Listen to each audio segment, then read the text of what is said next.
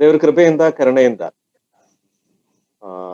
ದೇವರು ಮತ್ತೊಮ್ಮೆ ನಾವೆಲ್ಲರೂ ಒಟ್ಟಾಗಿ ಸೇರಿ ಈ ಯವನಸ್ಥರ ಕೂಟದಲ್ಲಿ ಒಟ್ಟಾಗಿ ಸೇರಿ ದೇವ್ರನ್ನೇ ದೇವ್ರ ನಮಗ್ ಘನಪಡಿಸುವ ಹಾಗೆ ದೇವ್ರು ನಮಗೆ ಆಯುಸ್ಸು ಆರೋಗ್ಯ ಬೆಲ್ಲ ಎಲ್ಲಾ ಕೊಟ್ಟಿದ್ದಾರೆ. ದೇವ್ರು ನಮಗೆ ಸ್ತೋತ್ರ. ಇವತ್ತಿನ ದಿವಸ ಈ ಕೂಟಕ್ಕೆ ಇನ್ನು ಸುಮಾರು ಜನ ಜಾಯ್ನ್ ಆಗ್ಲಿಕ್ಕಿದ್ದಾರೆ, ಎಲ್ಲರೂ ಜಾಯ್ನ್ ಆಗ್ತಾರೆ. ಸೊ ಇವತ್ತು ಈ ಕೂಟಕ್ಕೆ ಬಂದಿರೋ ಎಲ್ಲರಿಗೇನು ಚಿಕ್ಕಮಂಗ್ಳೂರ್ ಬ್ರದರ್ನ್ ಅಸೆಂಬ್ಲಿ ಯೂತ್ ಫೆಲೋಶಿಪ್ ಪರವಾಗಿ ಕ್ರಿಸ್ತ ಯೇಸುವಿನಲ್ಲಿ ನನ್ನ ಸ್ವಾಗತ. ಇವತ್ತಿನ ಪ್ರೋಗ್ರಾಮ್ ಈ ತರ ಇರುತ್ತೆ. Opening prayer brother Sujit. ಇವತ್ತು ವಿಶೇಷ ಗೀತೆಗಳು 2 ಇದೆ. ಒಂದು ನಿತಾ ಶಾರೋನ್, ಎರಡನೇದು ಮೈಸೂರಿಂದ brother Shalom. Prayer for the Bible study and speaker brother Harshakumar. Bible study brother E T. Benny. Bible reading brother John Isaac. Conclusion brother Vineeth and closing prayer brother Joshua Suman. ದೇವರು ನಮಗೆ ಸ್ತೋತ್ರವಾಗಲಿ. ಹೀಗೆ ಈ ಕೂಟ ಶುರು ಮಾಡೋದಕ್ಕಿಂತ ಮುಂಚೆ ವಿಶೇಷವಾಗಿ ಎಲ್ಲರನ್ನು ಮಧ್ಯದಲ್ಲಿ ಯಾರನ್ನು ಅನ್ಮ್ಯೂಟ್ ಮಾಡ್ಲಿಕ್ಕೆ ಹೋಗ್ಬೇಡಿ. ಯಾಕಂದ್ರೆ ಅದು ಪ್ರಾರ್ಥನೆ ಮಾಡೋರಿಗೆ ಆಗಲಿ ಹಾಡುಗಳವರಿಗೆ ಆಗಲಿ ಅದು ಡಿಸ್ಟರ್ಬೆನ್ಸ್ ಆಗುತ್ತೆ. ಅದೆಲ್ಲರೂ ಒಂಚೂರು ನೋಡ್ಬೇಕು. ಅದೇ ತರ ಯವನಸ್ಥರಾಗಿ ಯಾರ್ಯಾರು ಜಾಯ್ನ್ ಆಗಿರ್ತಾರೋ ಇಲ್ಲದ್ರೆ ಆಸಕ್ತಿಯಿಂದ ಯಾರ್ಯಾರು ಇರ್ತಾರೋ ಅವ್ರಿಗೆ ಎಲ್ಲರ ಕೈಯಲ್ಲಿ ಬೈಬಲ್ ಇರ್ಬೇಕು. ಯಾಕಂದ್ರೆ ಇನ್ನೊಂದಿನ ಇದೇ ತರ ನಾವು ಸೇರಿ ಬರ್ಲಿಕ್ಕೆ ನಮ್ಮ ಕೈಯಲ್ಲಿ ಸಾಧ್ಯ ಆಗುತ್ತೋ ಇಲ್ವೋ ಅಂತ ನಮ್ಗೆ ಗೊತ್ತಿಲ್ಲ. ನಮ್ಮ ಕರ್ತನಾದ ದೇವರಿಗೆ ಮಾತ್ರ ಅದು ಗೊತ್ತಿರೋದು. ಸೊ ಆದ್ರಿಂದ ಎಲ್ಲರೂ ಇದನ್ನು ಸೀರಿಯಸ್ ಆಗಿ ಬಾಕಿ ಎಲ್ಲಾ ವಿಷಯದಲ್ಲಿ ನಾವು ತುಂಬಾ ಸೀರಿಯಸ್ ಆಗಿ ಪ್ರತಿಯೊಂದು ಊಟ ಮಾಡ್ತಾ ಇರೋದು, ತಿಂಡಿ ಮಾಡ್ತಾ ಇರೋದು, ಮಲ್ಗ್ತಾ ಇರೋದು ವಿಚಾರ ಅಂತ ಹಿಡಿದ್ಬಿಟ್ಟು ಎಲ್ಲದನ್ನು ನಾವು ತುಂಬಾ ಸೀರಿಯಸ್ ಆಗಿ ನೋಡ್ತೀವಿ. ಆದ್ರೆ ನಮ್ಮ ಕರ್ತನಾದ ಯೇಸು ಕ್ರಿಸ್ತನ ವಿಚಾರ ಬರುವಾಗ, ದೇವರ ವಾಕ್ಯ ಕಲಿಯೋ ವಿಚಾರ ಬರುವಾಗ ಅದೇ ಸೀರಿಯಸ್ನೆಕ್ಕಿಂತ ಹೆಚ್ಚಾಗಿ ನಾವು ಸೀರಿಯಸ್ನೆಸ್ ತೋರಿಸ್ಬೇಕಾಗತ್ತೆ. ಹೀಗೆ ಈ ಕೂಟ ಶುರು ಮಾಡುವ ಹಾಗೆ ಓಪನಿಂಗ್ ಬ್ರದರ್ ಸುಜಿತ್.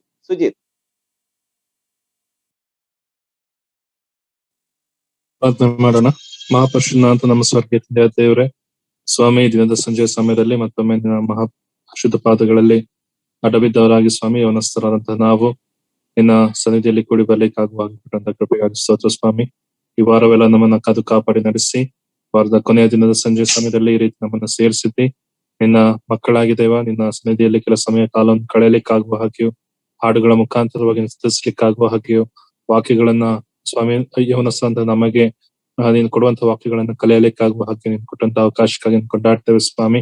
ಲೋಕದ ಎಲ್ಲಾ ಜಂಜಾಟಗಳ ಮಧ್ಯದಿಂದ ಸ್ವಾಮಿ ನಮ್ಮನ್ನ ಬಿಡಿಸಿ, ಲೋಕದ ಎಲ್ಲಾ ಒಂದು ಯೋಚನೆಗಳಿಂದ ಯಾವುದೇ ಅಂತ ಆಲೋಚನೆಗಳಿಂದ ನಮ್ಮನ್ನು ಬಿಡಿಸಿ ಸ್ವಾಮಿ ಕೆಲ ಸಮಯ ನಿನ್ನ ಪರಿಶುದ್ಧ ವಾಕ್ಯಗಳ ಬಳಿಯಲ್ಲಿ ಕಾಲವನ್ನು ಕಳೆಯಲಿಕ್ಕಾಗುವ ಹಾಗೆಯೂ, ನಿನ್ನ ವಾಕ್ಯಗಳ ಮುಖಾಂತರ ನಮ್ಮನ್ನ ಎಚ್ಚರಿಸಿಕೊಳ್ಳಿಕ್ಕಾಗುವ ಹಾಗೆಯೂ ನೀನು ದಯಪಾಲಿಸಿಕೊಂಡಂತ ಅವಕಾಶಕ್ಕಾಗಿ ಕೊಂಡಾಡ್ತೇವೆ ಸ್ವಾಮಿ. ಕೂಡಿ ಬಂದಿರುವಂತಹ ಪ್ರತಿಯೊಬ್ಬೊಬ್ಬರು ನಮ್ಮ ಸ್ವಾಮಿ ಮತ್ತೊಮ್ಮೆ ನೆಸ್ನಲ್ಲಿ ಪ್ರಾರ್ಥಿಸ್ತೇವೆ ಸ್ವಾಮಿ. ಎಲ್ಲರನ್ನ ನೀನು ತಾನೇ ಸೇರಿಸಿದ್ದಿ ಸ್ವಾಮಿ. ನಮ್ಮ ಎಲ್ಲಾ ಆಲೋಚನೆಗಳು, ನಮ್ಮ ಎಲ್ಲಾ ಕಾರ್ಯಗಳು ಸ್ವಾಮಿ ಅದು ನಿನ್ನ ನಾಮದ ಮಹಿಮೆಗಾಗಿ ನಡೆಯಲಿಕ್ಕಾಗುವ ಹಾಗೆ ಕೃಪೆ ಮಾಡಿ ನಡೆಸು ಸ್ವಾಮಿ. ಎಲ್ಲಾ ಒಂದು ಮಕ್ಕಳು ಸ್ವಾಮಿ ಸರಿಯಾದ ಸಮಯದಲ್ಲಿ ಸೇರಿದವರಾಗಿ ನಿನ್ನ ವಾಕ್ಯಗಳನ್ನ ಕಲಿಯುವಾಗ ಸ್ವಾಮಿ ನೀನು ತಾನೇ ನಮ್ಮೊಂದಿಗೆ ನಡೆಸು. ಸೈತಾನ ಯಾವುದಾದಂತ ಕುತಂತ್ರಗಳಿಂದ ಬಿಡಿಸಿ ಯಾವುದೇ ರೀತಿಯ ಟೆಕ್ನಿಕಲ್ ಪ್ರಾಬ್ಲಮ್ ಆಗದ ಹಾಗೆ ಸ್ವಾಮಿ ಎಲ್ಲಾ ಕೂಟದ ಆದಿಯಿಂದ ಅಂತ್ಯದವರೆಗೂ ನೀನು ತಾನೇ ನಮ್ಮ ಜೊತೆಗೆ ನಡೆಸು. ವಾಕ್ಯವನ್ನು ಹೇಳುವಂತಹ ನಿನ್ನ ಮಗನನ್ನು ಸಹ ನಿನ್ನ ಹಸ್ತಕ್ಕೆ ಒಪ್ಪಿಸ್ಕೊಡ್ತೇವೆ ಸ್ವಾಮಿ. ಅವರನ್ನು ಈಗಾಗಲೇ ನೀನು ಸಿದ್ಧಪಡಿಸಿದ್ದಿ, ಅದಕ್ಕಾಗಿ ಕೊಂಡಾಡ್ತೇವೆ. ಅವರು ಹೇಳುವಂತಹ ವಾಕ್ಯಗಳನ್ನ ದೇವರು ನಾವು ಕೇಳುವುದು ಮಾತ್ರವಲ್ಲ, ನಾವು ಅರ್ಥಕೊಂಡವರಾಗಿ ಅಳವಡಿಸಿಕೊಂಡವರಾಗಿ ಸ್ವಾಮಿ ಮುಂಬರುವ ದಿನಗಳಲ್ಲಿ ದೇವರೇ ನಾವು ನಿನ್ನಗಾಗಿ ಬೆಳಗಲಿಕ್ಕಾಗುವ ಹಾಗೆ ಕೃಪೆ ಮಾಡಿ ನಡೆಸು. ಹಾಡು ಹೇಳುವವರು, ಪ್ರಾರ್ಥನೆ ಮಾಡುವವರು, ಹೀಗೆ ಸ್ವಾಮಿ ಮಾತ್ರವಲ್ಲ ಈ ಕೂಟದಲ್ಲಿ ಕೂಡ ಬಂದಿರುವಂತಹ ಪ್ರತಿಯೊಬ್ಬೊಬ್ಬರು ಸಹ ಸ್ವಾಮಿ ಒಂದು ವಾಕ್ಯಗಳ ಮುಖಾಂತರವಾಗಿ ಪ್ರಯೋಜನವನ್ನು ಹೊಂದಿಕೊಳ್ಳಿಕ್ಕಾಗುವ ಹಾಗೆ ಕೃಪೆ ಮಾಡಿ ನಡೆಸು. ಇನ್ಯಾರು ಕೂಡಿ ಬರ್ಬೇಕು ಎಲ್ಲ ಪ್ರಿಯರನ್ನು ಸಹ ಆದಷ್ಟು ಬೇಗನೆ ಕೂಡಿ ಬರ್ಲಿಕ್ಕಾಗುವ ಹಾಗೆ ನಡೆಸು ಸ್ವಾಮಿ. ಹೇಗೂ ಈ ಕೂಟದ ಆದಿಯು ಅಂತ್ಯವು ನೀನು ತಾನೇ ಆಗಿದ್ದು ಘನಮಾನ ಮಹಿಮೆ ನೀನು ತಾನೇ ಹೊಂದಿಕೊಳ್ಬೇಕೆಂಬುದಾಗಿ ಎಲ್ಲ ನಮ್ಮ ಪ್ರಾರ್ಥನೆ ವಿಜ್ಞಾಪನೆಗಳನ್ನು ಪ್ರಿಯ ರಕ್ಷಕ ನೋಡಿ ಅನ್ನೋದಂತಹ ಯೇಸು ಕ್ರಿಸ್ತನ ದಿವ್ಯ ನಾಮದಲ್ಲಿ ಸಮರ್ಪಿಸಿ ಬಿಟ್ಟಿದ್ದೇವೆ ನಮ್ಮ ತಂದೆ. Amen. Thank you for the prayer brother Sujith. ಹೀಗೆ ವಿಶೇಷ ಗೀತೆಗಳು ಇವತ್ತು ವಿಶೇಷ ಗೀತೆಗಳು. ಮೊದಲನೇ ಗೀತೆ ಹಾಡ್ತಾ ಇರೋರು ನಿತಾ ಶಾರೋನ್. ನೀತು. ಎಲ್ಲರಿಗೂ ಪ್ರೈಸ್ ದ ಲಾರ್ಡ್. ಹಾಡು ಹೇಳೋಕ್ಕಿಂತ ಮುಂಚೆ ಕೀರ್ತನೆ 55 22ನೇ ವಚನವನ್ನು ನೋಡ್ಕೊಳ್ಳೋಣ. This meeting is being recorded. ನಿನ್ನ ಚಿಂತಾಭಾರವನ್ನು ಯೆಹೋವನ ಮೇಲೆ ಹಾಕು, ಆತನು ನಿನ್ನನ್ನು ಉದ್ಧಾರ ಮಾಡುವನು, ನೀತಿವಂತನನ್ನು ಎಂದಿಗೂ ಗದಲಗೊಳಿಸನು.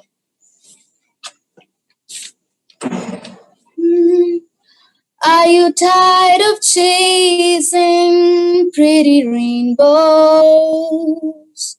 Are you tired of spinning round and round? Wrap up all the shattered dreams of your life, and at the feet of Jesus, lay them down. Give them all, give them all, give them all to Jesus. Shattered dreams, wounded hearts, and broken ties. Give them all, give them all, give them all to Jesus, and He will turn your sorrow into joy. He never said you'd only see sunshine. He never said there'd be no rain. He only promised us a heart full of singing. That's the very thing that brought a pain. Give them all, give them all, give them all to Jesus. Shattered dreams, wounded hearts, and broken ties.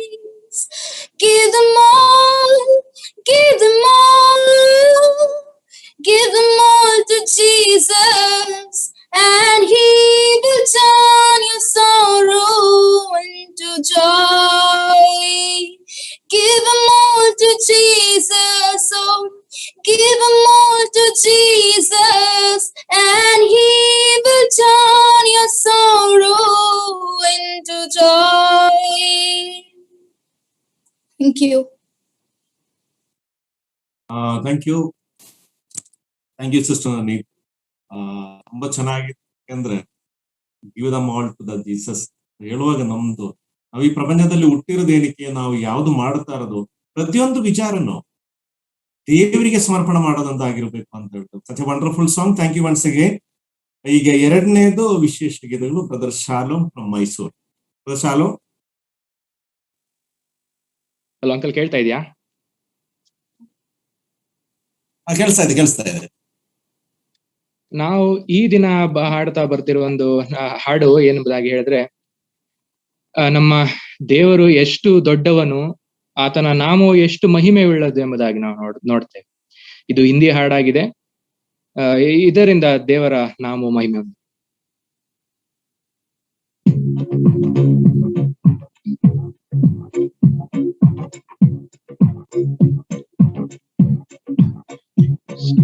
मुक्ति दिलाई यीशु नाम, शांति दिलाई यीशु नाम, मुक्ति दिलाई यीशु नाम, शांति दिलाई यीशु नाम। यीशु दया का बहता सागर, यीशु दया का बहता सागर, यीशु है दाता महान, यीशु है दाता महान, यीशु है दाता महान, यीशु है दाता महान। मुक्ति दिलाई यीशु नाम, शांति दिलाई यीशु नाम, लाई यीशु नाम, शांति दिलाई यीशु नाम।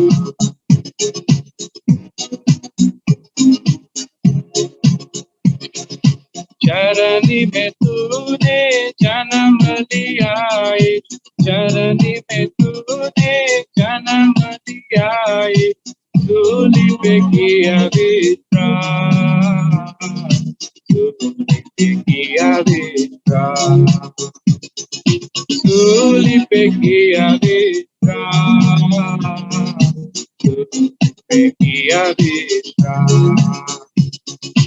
मुक्ति दिलाई यीशु नाम, शांति दिलाई यीशु नाम, मुक्ति दिलाई यीशु नाम, शांति दिलाई यीशु नाम।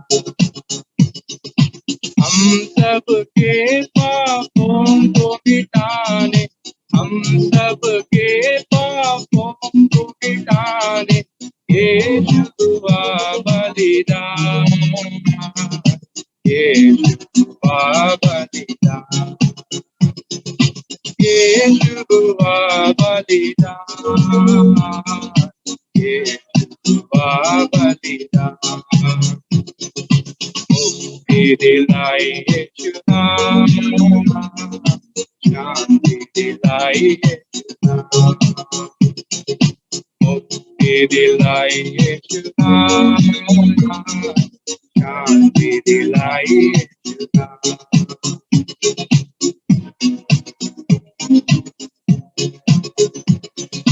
क्रूस पर अपना खून बहाया, क्रूस पर अपना खून बहाया, सारा हुआ दाता, सारा चुकाया, सारा चुकाया, सारा चुकाया। मुक्ति दिलाई यीशु नाम, शांति दिलाई यीशु नाम, मुक्ति दिलाई यीशु नाम, शांति दिलाई यीशु नाम, शांति दिलाई यीशु नाम।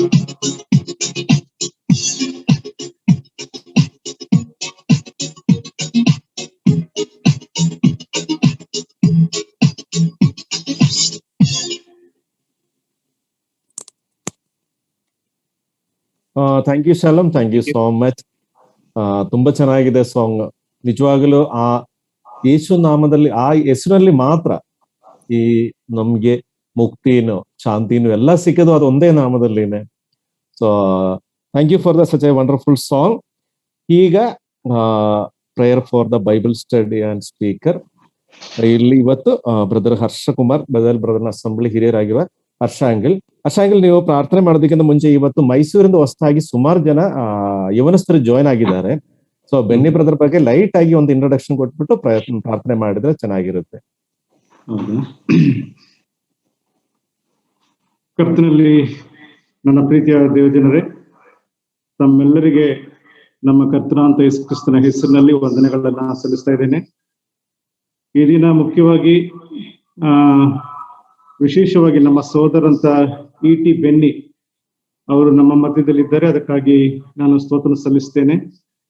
ಆ ಬೆನ್ನಿ ಅವರ ಬಗ್ಗೆ ಹೇಳ್ಬೇಕಂದ್ರೆ, ಬಹುಶಃ ಅವರ ಬಗ್ಗೆ ಕರ್ನಾಟಕದ ಎಲ್ಲ ನಮ್ಮ ವಿಶ್ವಾಸಿಗಳಿಗೆ ಅವರ ಪರಿಚಯ ಉಂಟೆಂಬುದಾಗಿ ನಾನು ಅನಿಸ್ತೇನೆ. ಯಾಕೆಂದ್ರೆ ಅವರು ಈ ಒಂದು ದಿನಗಳಲ್ಲಿ, ಮುಖ್ಯವಾಗಿ COVID-19 ಹೆಚ್ಚಾಗಿರುವಂತ ಈ ಒಂದು ದಿನಗಳಲ್ಲಿ ಅವರು ಆತ್ಮಭಾರವುಳ್ಳವರಾಗಿ ಅನೇಕರನ್ನು ಬಲಪಡಿಸುತ್ತಾ, ಅನೇಕರಿಗೆ ತಮ್ಮ ಕೈಲಾದಂತ ಸಹಾಯವನ್ನು ಮಾಡ್ತಾ ಬಂದಿರುವ ಸೇವಕರು ಅವರಾಗಿದ್ದಾರೆ. ಅವರು ನಿಜಕ್ಕೂ ಶಿವಮೊಗ್ಗದಲ್ಲಿ, ಬೆಂಗಳೂರಿನಲ್ಲಿ ಅವರು ತಮ್ಮದೇ ಆದಂತ ಒಂದು ಸಭೆಯನ್ನು ಅವರು ಪ್ರಾರಂಭ ಮಾಡಿ ಅವರು ಕರ್ತನ ಸೇವೆಯನ್ನು ಮಾಡ್ತಾ ಇದ್ದಾರೆ. ಅದಲ್ಲದೆ ಕೂಡ ಬೇರೆ ಬೇರೆ ಸ್ಥಳಗಳಲ್ಲಿ, ಬೇರೆ ಬೇರೆ ನಾರ್ತ್ ಇಂಡಿಯಾದ, ನಾರ್ತ್ ಕರ್ನಾಟಕದ ಬೇರೆ ಬೇರೆ ಸ್ಥಳಗಳಲ್ಲಿ ಕೂಡ ಅವರು ಅನೇಕ ಸಭೆಗಳನ್ನ ಅವರು ಪ್ರಾರಂಭ ಮಾಡಿ ಅನೇಕ ದೇವಜನರನ್ನ ಕರ್ತನ ಬಳಿಗೆ ತರುವಂತಹ ಒಂದು ಶ್ರೇಷ್ಠವಾದ ಕಾರ್ಯವನ್ನ ಅವರು ಮಾಡ್ತಾ ಇದ್ದಾರೆ. ನಿಜಕ್ಕೂ ಅವರು ನಮ್ಮ ಮಧ್ಯದಲ್ಲಿ ಇರುವಂತದ್ದು ಬಹಳ ಸಂತೋಷ. ಅವರನ್ನ ನಾನು ಕರ್ತನ ಹೆಸರಿನಲ್ಲಿ ಈ ಒಂದು ಚಿಕ್ಕಮಗಳೂರು ಬೇತೇಲ್ ಚರ್ಚ್ನ ಈ ಒಂದು ಸಭೆಗೆ ಅವ್ರನ್ನ ಆತ್ಮೀಯವಾಗಿ ನಾನು ಸ್ವಾಗತಿಸುವಂತವನಾಗಿರ್ತೇನೆ. ಪ್ರಾರ್ಥನೆ ಮಾಡೋಣ. ಸರ್ವಶಕ್ತನು, ಭೂಪರಲೋಕಗಳ ಒಡೆಯನು, ಮಹೋನ್ನತನೂ ಆಗಿರುವ ಪರಲೋಕದ ನಮ್ಮ ತಂದೆಯೇ, ನಿನ್ನ ಅತ್ಯಂತ ಪ್ರೀತಿಯುಳ್ಳ ನಾಮಕ್ಕೆ ನಮ್ಮ ಕರ್ತನಾದ ಯೇಸು ಕ್ರಿಸ್ತನ ಹೆಸರಿನಲ್ಲಿ ಸ್ತೋತ್ರ ಕೊಂಡಾಟಗಳನ್ನ ಸಲ್ಲಿಸ್ತೇನೆ ಸ್ವಾಮಿ. ಅಪ್ಪ ತಂದೆಯೇ, ಈ ಸಾಯಂಕಾಲದಲ್ಲಿ ಸ್ವಲ್ಪ ಹೊತ್ತು ನಿನ್ನ ಪಾದಗಳ ಬಳಿಯಲ್ಲಿ ಕೂತುಕೊಂಡು ನಿನ್ನ ಜೀವಳ ವಾಕ್ಯಗಳನ್ನ ಅಭ್ಯಾಸ ಮಾಡುವಂತೆ ಕೊಟ್ಟಂತ ಈ ಒಂದು ಅಮೂಲ್ಯ ವೇಳೆಗೋಸ್ಕರವಾಗಿ ನಾವು ನಿನ್ನ ನಾಮಕ್ಕೆ ಸ್ತೋತ್ರ ಸಲ್ಲಿಸ್ತೇನೆ ಸ್ವಾಮಿ. ಹೌದು ಕರ್ತನೆ, ಈ ದಿನದ ದೈವ ಸಂದೇಶಕರನ್ನಾಗಿ ನಮ್ಮ ಸೋದರಂತ ಇ.ಟಿ. ಬೆನ್ನಿಯವರನ್ನ ನಮ್ಮ ಮಧ್ಯದಲ್ಲಿ ಕರ್ತವ್ಯಕ್ಕೋಸ್ಕರ ಸ್ತೋತ್ರ ಸಲ್ಲಿಸ್ತೇನೆ ಸ್ವಾಮಿ. ಹೌದು ಕರ್ತನೆ, ಅವರು ವಿವಿಧ ಸ್ಥಳಗಳಲ್ಲಿ ವಿವಿಧ ರೀತಿಯಲ್ಲಿ ಮಾಡ್ತಾ ಇರುವಂತ ಅವರ ಸೇವೆ ಕಾರ್ಯಗಳಿಗೋಸ್ಕರ ಸ್ತೋತ್ರ ಸಲ್ಲಿಸ್ತೇನೆ ಸ್ವಾಮಿ. ಕರ್ತನೆಯವರು ನಿಜವಾದ ಆತ್ಮ ಭಾರವುಳ್ಳವರಾಗಿ ನಿನ್ನ ಸೇವಾ ಕಾರ್ಯದಲ್ಲಿ ಇವರು ತಮ್ಮನ್ನು ತಾವು ತಡಿಸ್ಕೊಂಡಿದಾರಲ್ಲ ಸ್ವಾಮಿ.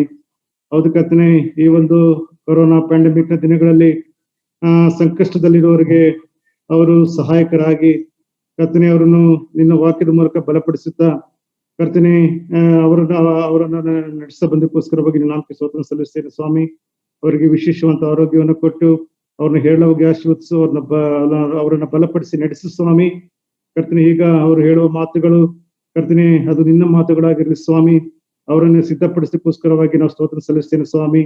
ಹೌದು ಕರ್ತನೆ, ಬಾಯಾರದ ಜಿಂಕೆ ನೀರನ್ನು ಹಾರೈಸುವಂತೆ ವಾಕ್ಯದ ದಾಹದಿಂದ ನಾವು ನಿನ್ನ ಬಳಿಗೆ ಬಂದಿದ್ದೇವೆ ಸ್ವಾಮಿ. ನಮ್ಮನ್ನು ನಿನ್ನ ವಾಕ್ಯಗಳಿಂದ ಸಂತೃಪ್ತಿಗೊಳಿಸು. ವಿಶೇಷವಾಗಿ ಯವರಸ್ಥರು ಆ ವಾಕ್ಯಗಳನ್ನು ಗಮನವಿಟ್ಟ ಕೇಳಿ ತಮ್ಮ ನಡತೆಯನ್ನು ಸರಿಪಡಿಸಿಕೊಳ್ಳುವ ಹಾಗೆ ಕರ್ತನೆ ಅವರನ್ನು ವಿಶೇಷವಾಗಿ ಬಲಪಡಿಸಿ ನಡೆಸಬೇಕಾಗಿ ಬೇಡಿಕೊಳ್ಳುತ್ತೇನೆ ಸ್ವಾಮಿ. ಹೌದು ಕರ್ತನೆ, ಅಂತ ಅಮೂಲ್ಯವಾದ ಸಮಯ ನಮಗೆ ನೀನು ಕೊಟ್ಟಿದ್ದಿ ಕರ್ತನೆ. ಹೌದು ಕರ್ತನೆ, ನಾವು ಒಂದು ಕಿವಿಯಿಂದ ಕೇಳಿ ಇನ್ನೊಂದು ಕಿವಿಯಿಂದ ಬಿಟ್ಟು ಬಿಡದೆ ಕರ್ತನೆ, ನಾವು ನಿನ್ನ ಜೀವನ ವಾಕ್ಯಗಳನ್ನ ಗ್ರಹಿಸಿಕೊಂಡವರಾಗಿ ಮುಂದಿನ ದಿನಗಳಲ್ಲಿ ನಿನಗೆ ಯೋಗ್ಯರಾಗಿ ನಡೆದುಕೊಳ್ಳುವ ಕೃಪೆಯನ್ನು ಗ್ರಹಿಸಿಕೊಳ್ಬೇಕಾಗಿ ಬೇಡಿಕೊಳ್ತೇನೆ ಸ್ವಾಮಿ. ಹೌದು ಕರ್ತನೆ, ಈ ದಿನದಲ್ಲಿ ಬೇರೆ ಬೇರೆ ಸ್ಥಳಗಳಿಂದ ಕರ್ತನೆ ಅನೇಕ ಯೌವನಸ್ಥರು ಸೇರಿ ಬಂದಿದ್ದಾರೆ. ಎಲ್ಲರನ್ನು ಆತ್ಮಿಕವಾಗಿ ಬಲಪಡಿಸು ಸ್ವಾಮಿ. ಹೌದು ಕರ್ತನೆ, ಈಗ ನಿನ್ನ ವಾಕ್ಯಗಳನ್ನ ಹೇಳಿರುವುದನ್ನ ದಾಸರನ್ನ ಹಸ್ತಕ್ಕೆ ಒಪ್ಪಿಸಿಕೊಡ್ತೇವೆ ಸ್ವಾಮಿ. ಕರ್ತನೆ, ಅವರನ್ನು ವಿಶೇಷವಾದ ರೀತಿಯಲ್ಲಿ ಮತ್ತೊಮ್ಮೆ ಆಶೀರ್ವದಿಸಿ ಬಲಪಡಿಸಿ ನಡೆಸಬೇಕಾಗಿ ಬೇಡಿಕೊಳ್ತೇನೆ. ನಮ್ಮ ಪ್ರಾರ್ಥನೆ ಕೇಳಿದಕ್ಕೋಸ್ಕರವಾಗಿ ಸ್ತೋತ್ರವಾಗಲಿ. ಪ್ರಾರ್ಥನೆ ವಿಜ್ಞಾಪನೆಗಳನ್ನು ರಕ್ಷಕನು ಒಡಿನಾದಂತ ಯೇಸುವಿನ ಮುದ್ದಾದ ನಾಮದಲ್ಲಿ ನಿಮಗೆ ಸಮರ್ಪಿಸ್ತೇವೆ ನಮ್ಮ ತಂದೆಯೇ, amen. Amen. Thank you for the prayer uncle. ಈಗ ನಮ್ಮ ಈ ಕೂಟದಿಂದ ಮುಖ್ಯವಾಗಿರೋದು ಭಾಗ ನಾವೆಲ್ಲ ದೇವರ ವಾಕ್ಯ ಕಲಿಯುವ ಸಮಯ. ಈ ಸಮಯದಲ್ಲಿ ಎಲ್ಲರಿಗೂ ಹೇಳ್ತಾ ಇರೋದು, ಯಾರು ಮಧ್ಯದಲ್ಲಿ ಅನ್ಮ್ಯೂಟ್ ಮಾಡ್ಲಿಕ್ಕೆ ಹೋಗ್ಬೇಡಿ. ಅದು ಹೋಸ್ಟ್ ಯಾರು ಮಾಡ್ತಾ ಇದ್ರೆ ಅವ್ರ ಆ ವಿಚಾರದಲ್ಲಿ ಕೇರ್ಫುಲ್ ಆಗಿರ್ಬೇಕು. ಯಾಕೆಂದ್ರೆ ಯಾವ ಕಾರಣದಲ್ಲಿನೂ ಸ್ಪೀಕರ್ಗೆ ಡಿಸ್ಟರ್ಬೆನ್ಸ್ ಆಗಬಾರದು. ಎರಡನೇ ವಿಚಾರ ಅಂತ ಹೇಳಿದ್ರೆ, ಇವತ್ತೊಂದು Bible reading brother John Isaac ವಾಕ್ಯ ಹೇಳೋರಿಗೆ ಅವರು ವಾಕ್ಯ ಓದ್ಲಿಕ್ಕೆ ಹೇಳುವಾಗ ತಕ್ಷಣ ತೆಗೆದು ಓದೋದಲ್ಲಿ ಆಸಕ್ತಿ ಉಳ್ಳವರಾಗಿ ಕಾನ್ಸಂಟ್ರೇಷನ್ ಇರಬೇಕು. ಅದೇ ರೀತಿಯಾಗಿ ಮಧ್ಯದಲ್ಲಿ ಎಲ್ಲರನ್ನು ಯವರಸ್ಥರಾಗಿ ಎಲ್ಲರೂ ಇದ್ದಾರಲ್ಲ ಅವರೆಲ್ಲರ ಕೈಯಲ್ಲಿ ಬೈಬಲ್ ಇರ್ಬೇಕು. ಇವತ್ತಿಂದು ಟಾಪಿಕ್ ಈಗಾಗಲೇ ನಿಮ್ಗೆ ಎಲ್ಲರಿಗೂ ಗೊತ್ತಿರುತ್ತೆ, love marriage, father and mother and me. ಈ ವಿಷಯದಲ್ಲಿ ಎಲ್ಲ ಯವರಸ್ಥರಿಗೆ ಈ ಕಾಲದಲ್ಲಿ ತುಂಬಾ ಕನ್ಫ್ಯೂಷನ್ ಇರೋದ ಸಮಯ. ಲವ್ ಮಾಡಿ ಮದುವೆ ಆಗ್ಬೋದಾ, ಇಲ್ಲಾದ್ರೆ ಅನ್ಯ ಮತಸ್ಥರನ್ನ ಲವ್ ಮಾಡ್ಬೋದಾ, ಅದೇ ರೀತಿಯಲ್ಲಿ ತಂದೆ ತಾಯಿಗಳಿಗೆ ಯಾವ ರೀತಿ, ಇದೆಲ್ಲ ಅದಕ್ಕೇನು ಉತ್ತರ ಇವತ್ತು ಇಲ್ಲಿ ನಿಮಗೆ ಸಿಗುತ್ತೆ. ಅದರಿಂದ ನೀವು ಕಂಪ್ಲೀಟ್ ನಿಮ್ಮ ಕಾನ್ಸಂಟ್ರೇಷನ್ ಈ 3/4 ಗಂಟೆ ಸಮಯ, ಈ 50 ನಿಮಿಷ 3/4 ಗಂಟೆ ಸಮಯ ನೀವು ಇದಕ್ಕೋಸ್ಕರನೇ ಡೆಡಿಕೇಟ್ ಆಗಿ ನೀವು ಇದ್ರೆ ಎಲ್ಲದಕ್ಕಿಂತ ಉತ್ತರ ನಿಮಗೆ ಎಲ್ಲಿ ಸಿಗುತ್ತೆ. ಈಗ ದೇವ್ರ ವಾಕ್ಯ ಕಲಿಯೋ ಸಮಯ. Brother E T. Benny brother, you can start now. Okay. ದೇವರ ಪರಿಶುದ್ಧ ನಾಮಕ್ಕೆ ಸ್ತೋತ್ರ ಉಂಟಾಗಲಿ.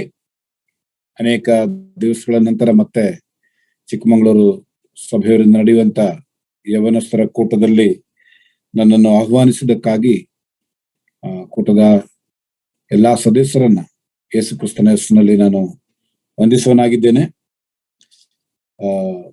ದೇವರ ನಾಮಕ್ಕೆ ಸ್ತೋತ್ರ ಉಂಟಾಗ್ಲಿ.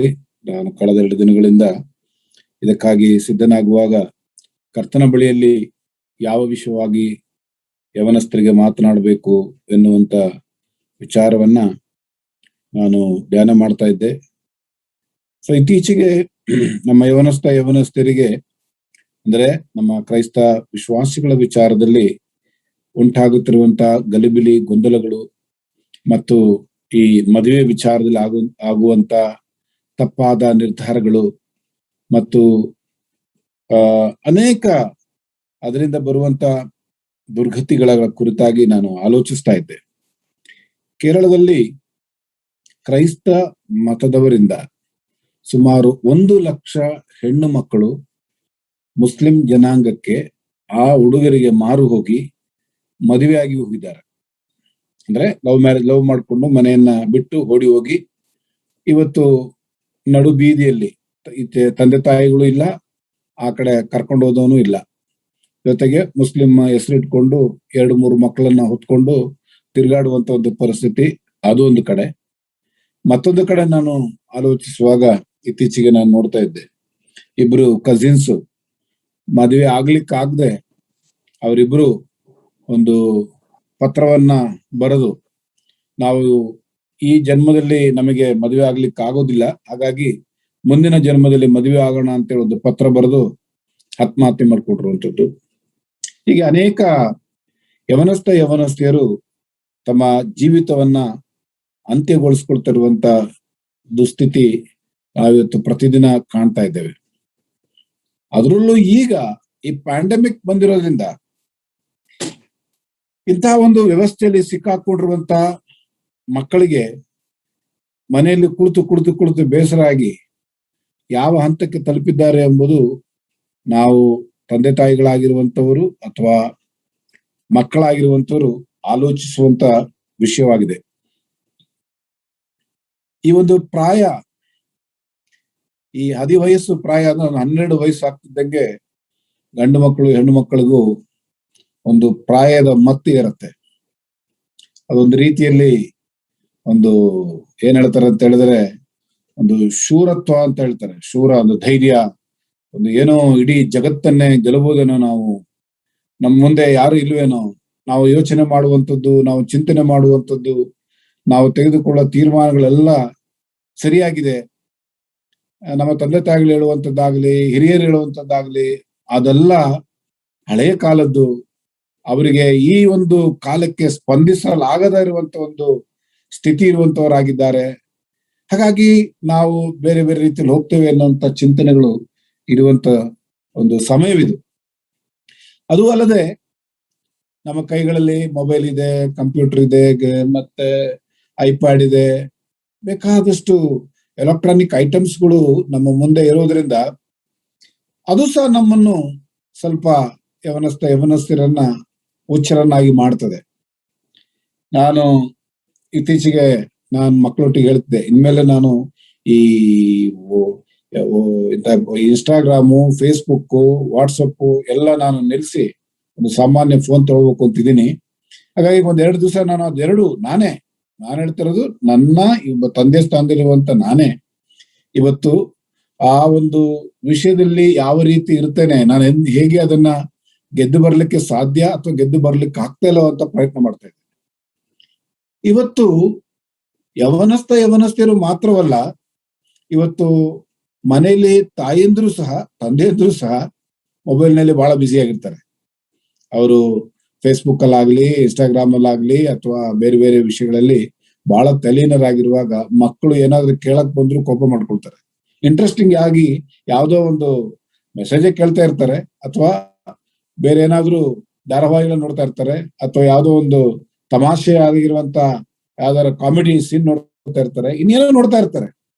ಇಂತಹ ಸಮಯಗಳಲ್ಲಿ 4 ಜನರು 4 ಮೂಲೆಯಲ್ಲಿ ಕುತ್ಕೊಂಡು 4 ವಿಧವಾಗಿ ನಡೀತಾ ಇರುವಂತ ಪ್ರಸಂಗ ಈಗ ಬಂದಿರುವಾಗ ಮಕ್ಕಳ ಭವಿಷ್ಯ ಏನೆಂಬುದಾಗಿ ಯೋಚನೆ ಮಾಡಲಾರದಂತ ಒಂದು ಪರಿಸ್ಥಿತಿ. ಹಾಗಾಗಿ ಈ ದಿನ ನಮ್ಮ ಯವನಸ್ಥೆಯರಿಗೂ ಮಾತ್ರವಲ್ಲ, ತಂದೆ ತಾಯಿಗಳಿಗೂ ಸಹ ಇವತ್ತು ದೇವರು ನಮ್ಮೊಂದಿಗೆ ಮಾತನಾಡ್ಲಿಕ್ಕಿದ್ದಾನೆ.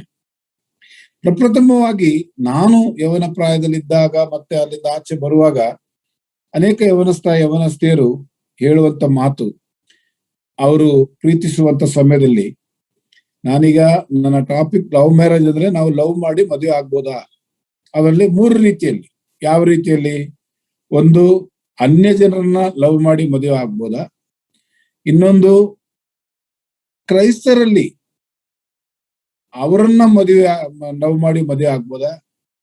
ಅಥವಾ ವಿಶ್ವಾಸಿಗಳಲ್ಲೇ ನಾವು ಲವ್ ಮಾಡಿ ಮದುವೆ ಆಗ್ಬೋದಾ ಅನ್ನುವಂತ ಒಂದು ಕನ್ಫ್ಯೂಷನ್ ಅಥವಾ ತೀರ್ಮಾನ ತಗೊಳ್ಳುವಂತ ವಿಚಾರದಲ್ಲಿ ಕೆಲವರೊಂದು ನನ್ನೊಂದಿಗೆ ಮಾತನಾಡಿದಂತ ವಿಚಾರದ ಮೇಲೆ ನಿಮ್ಮ ಮುಂದೆ ಮಾತನಾಡ್ಲಿಕ್ಕೆ ಇಷ್ಟಪಡ್ತೇನೆ. ಇದಾದ ಮೇಲೆ ನೀವು ತೀರ್ಮಾನ ಮಾಡಿ ನಾವೇನ್ ಮಾಡ್ಬೇಕು ಎಂಬುದಾಗಿ. ದೇವರ ವಾಕ್ಯ ನಮಗೆ ಆ ವಿಚಾರದಲ್ಲಿ ಯಾವ ಬೆಳಕನ್ನ ಚೆಲ್ಲುತ್ತೆ ಅನ್ನೋದನ್ನ ನಾವಿವತ್ತು ಧ್ಯಾನ ಮಾಡಬೇಕು. ಈ ಪ್ರೇಮ ವಿವಾಹದಿಂದ ಉಂಟಾಗುವಂತ ಅನೇಕ ವಿಷಯಗಳನ್ನ ನಿಮ್ಮ ಮುಂದೆ ನಾನು ಕೆಲವೊಂದು ಸಂಗತಿಗಳನ್ನ ಹೇಳಿ ನಂತರ ಸತ್ಯವೇದದಲ್ಲಿರುವಂತಹ ಸಂಗತಿಗಳನ್ನು, ಲೌಕಿಕವಾಗಿ ನಡೆಯುವಂತಹ ಅನೇಕ ಸಂಗತಿಗಳನ್ನ ನಿಮ್ಮ ಮುಂದೆ ಇಡ್ಲಿಕ್ಕೆ ನಾನು ಇಷ್ಟಪಡ್ತೇನೆ. ನಂತರ ನಾನು ಬೇರೆ ವಿಷಯಗಳಿಗೆ, ಅಂದ್ರೆ ಕರ್ತನ ದೇವರ ವಾಕ್ಯದ ವಿಷಯಕ್ಕೆ ನಾನು ಹೋಗ್ಲಿಕ್ಕೆ ಇಷ್ಟಪಡ್ತೇನೆ. ಸಾಮಾನ್ಯವಾಗಿ ಈ ಯವನಸ್ಥರು ಹೇಳುವ ಮಾತು, ನಾನು ವಿಶ್ವಾಸಿಗಳು ಹೇಳುವಂತ ಮಾತನ್ನ ಹೇಳ್ತಾರೆ. ನಾನು ಹೊರಗಡೆ ದೂರದಲ್ಲ, ವಿಶ್ವಾಸಿಗಳಿಗೋಸ್ಕರ ಹೇಳ್ತಾ ಇದ್ದೇನೆ. ನಾನು ಅವ್ರು ತುಂಬಾ ಒಳ್ಳೆಯವರು, ನಾನು ಅವ್ರನ್ನ ಮದುವೆ ಆದ್ಮೇಲೆ ಅವ್ರನ್ನ ನಾನು ವಿಶ್ವಾಸಕ್ಕೆ ನಾನು ಕರ್ತರ್ತೇನೆ, ನಂಬಿಕೆಗೆ ಕರ್ತರ್ತೇನೆ, ಒಂದು ಆತ್ಮ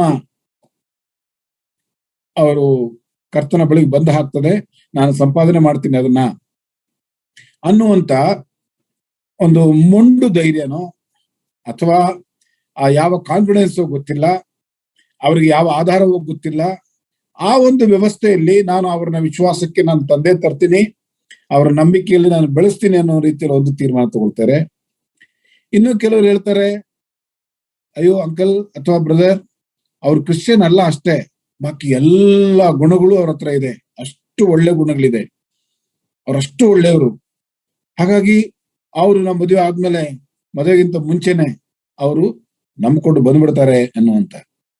ಇನ್ನು ಕೆಲವರು ಅವ್ರ ಹತ್ರ ಒಳ್ಳೆ ವಿದ್ಯಾಭ್ಯಾಸ ಇದೆ, ಹಣವಿದೆ, ಕೆಲಸವಿದೆ, ಸೌಂದರ್ಯ ಇದೆ, ಮತ್ತು ಹಾಡು ಹೇಳುವಂತ ಟ್ಯಾಲೆಂಟೋ ಅಥವಾ ಇನ್ಯಾವುದೋ ಒಂದು ತಲಾಂತು ಅವ್ರಿಗಿರುವುದರಿಂದ ಅದರ ಮೇಲೆ ಅವರು ಇಚ್ಛೆ ಪಟ್ಟು ಅನುರಕ್ತರಾಗ್ತಾರೆ, ಮೋಹಿತರಾಗಿ ಇಂತಹ ವಿಷಯದಲ್ಲಿ ಸಿಕ್ಕಾಕೊಂಡವ್ರನ್ನ ನಾವು ಕರ್ಕೊಂಡು ಬರ್ಲಿಕ್ಕೆ ಬಹಳ ಕಷ್ಟ. ಬಾಕಿದ ಎರಡನ್ನ ಹೇಗಾದ್ರೂ ಕೌನ್ಸಿಲಿಂಗ್ ಮಾಡಿ ಅವ್ರನ್ನ ಕರ್ತನ ಬಳಿ ತರಲಿಕ್ಕೆ ನಾವು ಅದರಿಂದ ಬಿಡಿಸ್ಲಿಕ್ಕೆ ಸಾಧ್ಯ. ಆದ್ರೆ ಈ ಮೂರನೇ ಅಂಶ ನಾನು ತಿಳಿಸಲ್ಪಟ್ಟಂತ ಸಂಗತಿಯಲ್ಲಿ ಏನಾದ್ರೂ ಈ ಮಕ್ಕಳು ಸಿಕ್ಕಾಕೊಂಡಿದ್ರೆ ಖಂಡಿತವಾಗಿ ಅವ್ರನ್ನ ಕರೆತರಲಿಕ್ಕೆ ಬಹಳ ಕಷ್ಟ ಆಗ್ತದೆ. ಯಾಕಂದ್ರೆ ಅವರು ಒಂದೇ ಒಂದು ದೃಷ್ಟಿಕೋನದಿಂದ ಅವರನ್ನ ನೋಡ್ತಾ ಇರ್ತಾರೆ, ಆ ಹುಡುಗನನ್ನೋ ಅಥವಾ ಹುಡುಗಿಯನ್ನು, ಯಾರಾದ್ರೂ ಸರಿ. ಅವಳಲ್ಲಿ ಸೌಂದರ್ಯ ಇರ್ತದೆ ಅಥವಾ ಅವನಲ್ಲಿ ಸೌಂದರ್ಯ ಇರ್ತದೆ, ಅಥವಾ ಅವನಲ್ಲಿ ಹಣವಿರ್ತದೆ ಅಥವಾ ಕೆಲಸ ಇರ್ತದೆ ಅಥವಾ ಟ್ಯಾಲೆಂಟ್ ಇರ್ತದೆ. ಇದನ್ನ ಬಯಸಿ ಹೋದಂಥವರು ಮತ್ತೆ ಕರ್ತನ ಬಳಿ ಕರ್ತರುವಂತ ವಿಚಾರ. ನಾನು ಇವರಿಗೆಲ್ಲ ಏನ್ ಸಂಭವಿಸ್ತದೆ ಎಂಬುದಾಗಿ ಆಮೇಲೆ ವಿಷಯ. ಆದ್ರೆ ಈ ಮೊದಲನೇ ಹಂತ ಯಾವ ರೀತಿ ಇರ್ತದೆ ಎಂಬುದಾಗಿ ನಾನು ಹೇಳಕ್ ಇಷ್ಟಪಡ್ತೇನೆ. ಇನ್ನು ಕೆಲವರಿಗೆ, ಹೆಣ್ಣು ಮಕ್ಳಿಗಾಗ್ಲಿ ಗಂಡು ಮಕ್ಳಿಗಾಗ್ಲಿ, ಈ ಫೇಕ್ ಮೆಸೇಜ್ ಅನ್ನ ವಾಟ್ಸಪ್ ಅಲ್ಲಿ ಅಥವಾ ಫೇಸ್ಬುಕ್ ಅಲ್ಲಿ, ಇನ್ಸ್ಟಾಗ್ರಾಮ್ ಅಲ್ಲಿ ಫಾಲೋ ಮಾಡಿ ಮಾಡಿ ಮಾಡಿ ಮಾಡಿ ಮಾಡಿ ಮಾಡಿ ಬಿಡೋದಿಲ್ಲ, ಏನ್ ಮಾಡಿದ್ರು ಬಿಡೋದಿಲ್ಲ. ಇವರಾದ್ರೂ ಅವನನ್ನ ಅಂತ ಹೇಳ್ತಾರೆ, ಅದಕ್ಕೆ ಅವನನ್ನ ಅಲ್ಲಿಂದ ತೆಗೆದಾಕ್ಲಿಕ್ಕೆ ಯೋಚನೆ, ಬ್ಲಾಕ್ ಮಾಡಕ್ಕೂ ಹೋಗೋದಿಲ್ಲ.